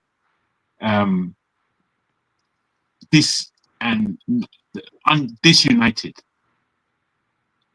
This is what we are working with for the freedoms that we want for ourselves as individuals, that we want in a safety of a nation. You see, in the UK, a lot of people have left this country. They've left for various reasons. They've left because of the economy, in terms of the billionaires that are here. They say, nah, I've had enough of this. This ain't working for me. There are a lot of people who are leaving because they really do realize that this is the belly of the beast. This is where the plans are made. This is where it's going to fall down from. Whilst we look at the rest of the third world, let's say, and the pressure that they are under in the third world from all kinds of levels, especially economic. In England and America, the way I'm listening to those who are in America, in England and America, it's much worse. They're actually coming for us first. They're coming for those in the West first. I don't know what the agenda necessarily is, but it seems to me that they want to have a collective understanding in the West of how things are going to be before they launch it on the rest of the world. So again, I just want us to really, whilst we're looking at this question, we have to ask ourselves, what are we as individuals going to do? And does answering that question, does that form any collective amongst ourselves that would empower us to be the human beings that we're supposed to be the united force that we are supposed to be, to take the government to task, if not take them over altogether? Do we know, is there any strategy? Do we know how to do these things? And I don't think we do. I don't think we do. It's not to say that I necessarily have the answers, but I would like to be involved in that discussion that says, look, man, we know where we're going. Let's not look at it spiritually. Let's just look at it in terms of 1 and 1 equals 2, in the real sense of logic, and whether or not we have the resources to put ourselves there. Now, again, when we look at Nigeria, I'm afraid we do have the resources to put ourselves there, but we don't have the politics or the politicians to put us in a reasonable fighting space to reject the authoritarianism that's coming from the Western world that could come from any other part of the world. Somebody said earlier that we need to stop copying and really look at what we can pull out of ourselves, out of our own asses, as a phrase goes. I'm worried about us as Black people in this world. I'm worried about us in Africa, and particularly in Nigeria. And particularly in Nigeria, because I think we all agree that Nigeria has a big responsibility. And Nigeria is not taking that responsibility on board. As I said, when I look economically at what Nigeria is, in terms of what we are recently finding under our ground, we're blessed and double blessed. And I believe that with that blessing, we need to be responsible as well. That's me. All right, Jagan, thank you so much. I don't know if I missed somebody. I will get to your final, but I want to play this video. This is Trump speaking about basically how he understands what's going on, why people don't like him. Listen. People don't like me, and they don't like what we talk about. Smart people don't like me, and they don't like what we talk about. It reminds me of OVS governor, but let me play another video. Sorry, what happened to it? Okay. This is a country where somebody who on social media will say Mr. President is a criminal. Nothing will happen. Nothing. You say all kinds of things you want to say, nothing will happen. No matter how you see people criticize Trump, have you ever seen any American citizen on the social media, on the public, say, look, our president is a criminal? Have you ever had that? But yeah, anybody can wake up in the morning and abuse president, and we're happy. You are lucky you have a president that believes in the rule of law. You are lucky. Continue to be lucky. There are those you will meet and you won't be lucky again. And I tell people, there are those you will meet and you won't be lucky again. For those who question why we talk about these things, because they are taking a cue. Those guys in Africa, they are looking at America, they are looking at what Trump is doing, and to them, and again, it's totally wrong. People call Trump any name, anything you want. Go to social media, people call him, and go and see Obama. There's something they don't say about Obama, about Clinton, whoever you are. So I don't know where Wike is getting his news. And Wike. Well, again, me too. I just want to quickly speak up about this, Rudolph, only because, you see, when you listen to people like this, it's as though Nigeria has just begun. It's as though Nigeria has no history of failure, especially from the government. I don't know how we listen to these kinds of people. I don't know how that kind of rhetoric doesn't anger people to the point of pulling him by the neck out of that position. No, what is he saying? Is he saying that Buhari didn't happen? Is that what he's telling us? Is he saying that there wasn't a Babangida and Abacha? Is that what he's saying? We haven't met these people before. What's he saying? How could you stand in front of the whole country and say that? He says, no, we have no history. We can't remember yesterday.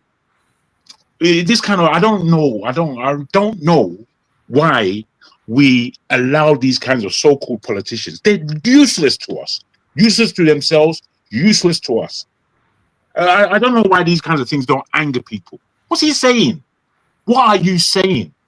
What he's saying is worse than anything that comes out of Trump's mouth. Trump is a born liar. And we all hear his lies all day long because we remember what he said before. This man is now coming to tell us that you have a great president and you shouldn't call him a criminal. Fuck off. I'm sorry.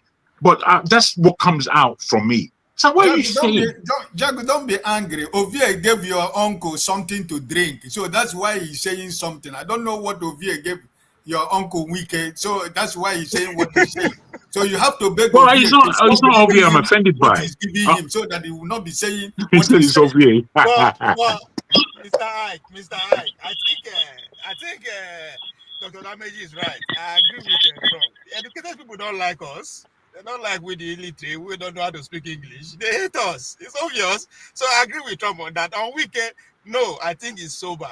That 40 years old drink no day. Because not just ordinary people, they insult Trump. Even member of Congress, elected member when Crooked, I be Crooked, what they call that lady. They directly called Trump as a criminal, a felony. I mean, that blew my head off. So Wike was wrong, and it's because he's sober. I can make that case for him. He's not drinking 40 years old whiskey.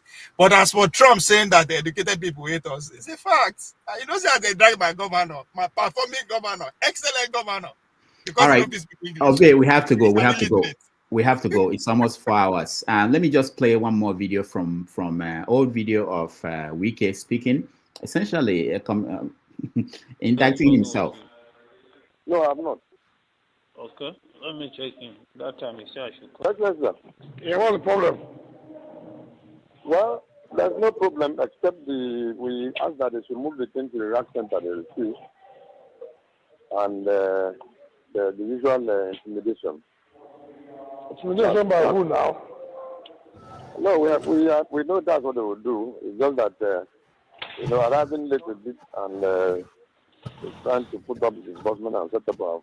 I don't know what you're saying. You're not saying that anything. Who is intimidating you? No, like me. Nobody is intimidating me. What? There are people there. Tell everybody to be there. Nobody. You couldn't did it. You couldn't say don't move there. You couldn't did it. They couldn't do anything. You understand me? You couldn't go and did it. So the EU say you will not do it. Not understand. Yeah. The EU is posted from where? It's on Plateau. From Plateau. But I'll call the Plateau man now. I'll tell him to tell you if he does not return my distance, I will deal with him. Don't worry. No, let him just sign, that's all. No, if he does, he should return whatever. I'm going to make sure that I will kill him in this state. Oh. Don't worry. Hello. Hello, sir. Call the bank coordinator. Yes. Of Plateau, the man in the chair. Yes. That I said he should warn his man in Ghana. Okay, that if he does rubbish, he should reform what we gave. That if he tries it, that will make sure that he will never leave the state. No problem. So the time I get him, that he should warn him. If he's playing with people, he thinks that they will collect that and begin to do rubbish. That time that I said that you see what I will do to him. If that's how they be, and then too, I think the man in Ikwere, I think it's also Plateau. I think it's also Plateau. So find out and tell them that if I call the three coordinators that I say they should tell their people, if they want to joke with me, it's not me. I will kill them in this way before they leave. No problem. If I want to return what they gave them, I will kill them. Just call the three of them. All right. That's the man, Wike, talking about people who came to conduct election in his state. Before we go, I just want to that was the mention that last election. my executive producer just informed me that Shetima will lead Nigeria's delegation to the United Nations General Assembly, not Tinubu. Tinubu is not coming the second year in a row. So there's something going on we don't know. There are speculations that he may have problems with coming into America or afraid of coming in because of something that we may not know yet. Come on, Rudolph, no. I'm not the one. These are online speculations. You know, people are trying to interpret what it means. I don't know. I'm not. This is what he's people are. President. He has diplomatic immunity. Nothing can happen. I'm not the one saying it. I don't know. Just got to be his health or something. All right. So he's not going to come here. Shetima will represent him the United Nations. All right. On that note, unless there's something very important anybody has to say, we have to hand it over to the next stream, which is Forefathers stream. The ladies show, the one called, the new name for it is Your Opinion, I think. It's not happening this week again for some circumstances beyond our control. Hopefully next week it will be back. On that note, I want Dr. Rudolph, please, before you go, on a lighter note, can you help me to tell Forefathers when it comes to the new screen that before he come, he should go to AI and find out if that voice we had is weak, because he's the man of AI. He's more, he knows everything about AI, so that we can be able to discuss about that. If this voice is AI generated, they say it's AI generated. Everything is AI generated. So, okay, I don't go to defend you. Huh? I cannot defend you. You are looking for trouble. All right, thank you. Let me hold on, guys. Let me just do the normal thing to thank people who supported us, because this is very important. You may think it's only £2, but this is important. This is how we keep this this stream coming to you every week. George, Blue Shell, thank you so much. Show, thank you so much. Igbo Basics, thank you so much. Chop, I chop, thank you so much. Oscar Blackbone, thank you so much. We appreciate all of you. Talking about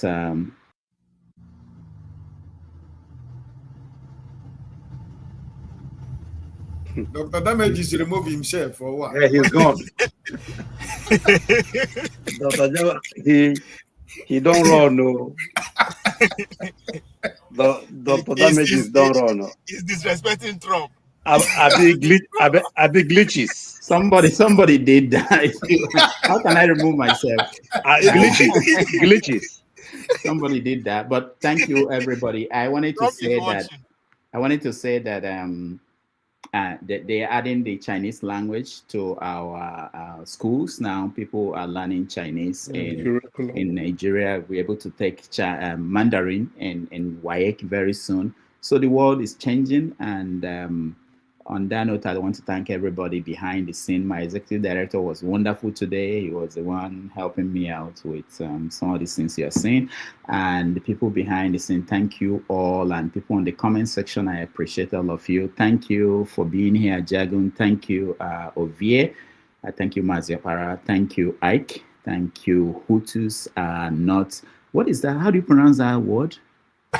Yazidis. Yazidi. Yeah, that's because I put that there because, sometimes when you're not here, a lot of people come on here, they just make false pronouncements and they stand on it. They just lie a lot of times on here because of their ego. So all right. The people I put it on there for know why. Okay, thank you so much. Thank you, everybody who joined us in the panel. I appreciate all of you. Dr. Rudolph, can I say one thing, 1 second? Okay. That young man that came to America on Igbo World Congress, that Gaius. Yeah. That guy, what he's saying is not the reality on ground. At least you have Enugu. People are coming back to Igbo land to invest. Landmark, all of them are coming. Nikkei they are reviving Nikkei, they are reviving presidential hotels in Enugu and other states. This guy is Dr. Rudolph, have your time and check this guy. This guy, but this guy, he brought Bitcoin business in Igbo land, and nobody's patronizing him. And this is how he resulted in blackmailing other people. Look, when you listen to these guys, you have Igbo people who are in diaspora, who are making money. Who, you know, the thing that coming to Igbo land is to make money, to rip off our young people, our people. This guy, his business is collapsing. That's why he's telling he's relocating his business. Which business does he have in Igbo land? Why people are coming back to Igbo land to invest massively in Enugu, in Abia, in Imo State, in Anambra? This man is coming to telling you that he's relocating his business out of Igbo land because of insecurity. Check this young man very well. Check him very well. Bitcoin is a scam. It's not a business that somebody can bring to Igbo land. If he wants, he can make, bring industries, not Bitcoin. Check this young man very well. Thank you. Thank you, Mazep. I said I will try to get him on the show. I know that he had invested a lot in the Southeast. He has a TV station, he has a farm, he has a transport company, he has other investments. And his new posture was as a result of the threat he said he was receiving from IPOB members. So I'm trying to get him on the show. And very important. Yeah. Very soon. Also, I want to point out that tomorrow on 90 Minutes Africa, Dr. Salako will join us. He's a very interesting energy consultant, has wonderful views about what can be done today to help people in Nigeria by the government and Salako, yeah. So he will join us tomorrow on 90 Minutes Africa. If you can join us, that would be wonderful. All right. On that note, we have to run. Thank you, everybody, and I will see you.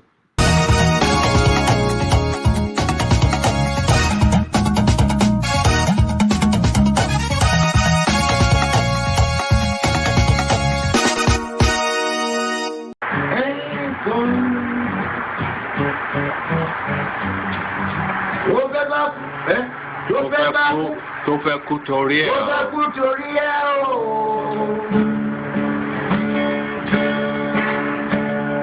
Ọwọ́ ẹni ló ti ṣàánú kọ́.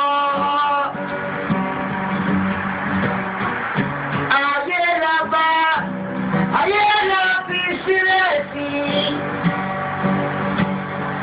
Ọ̀nà èyí yóò.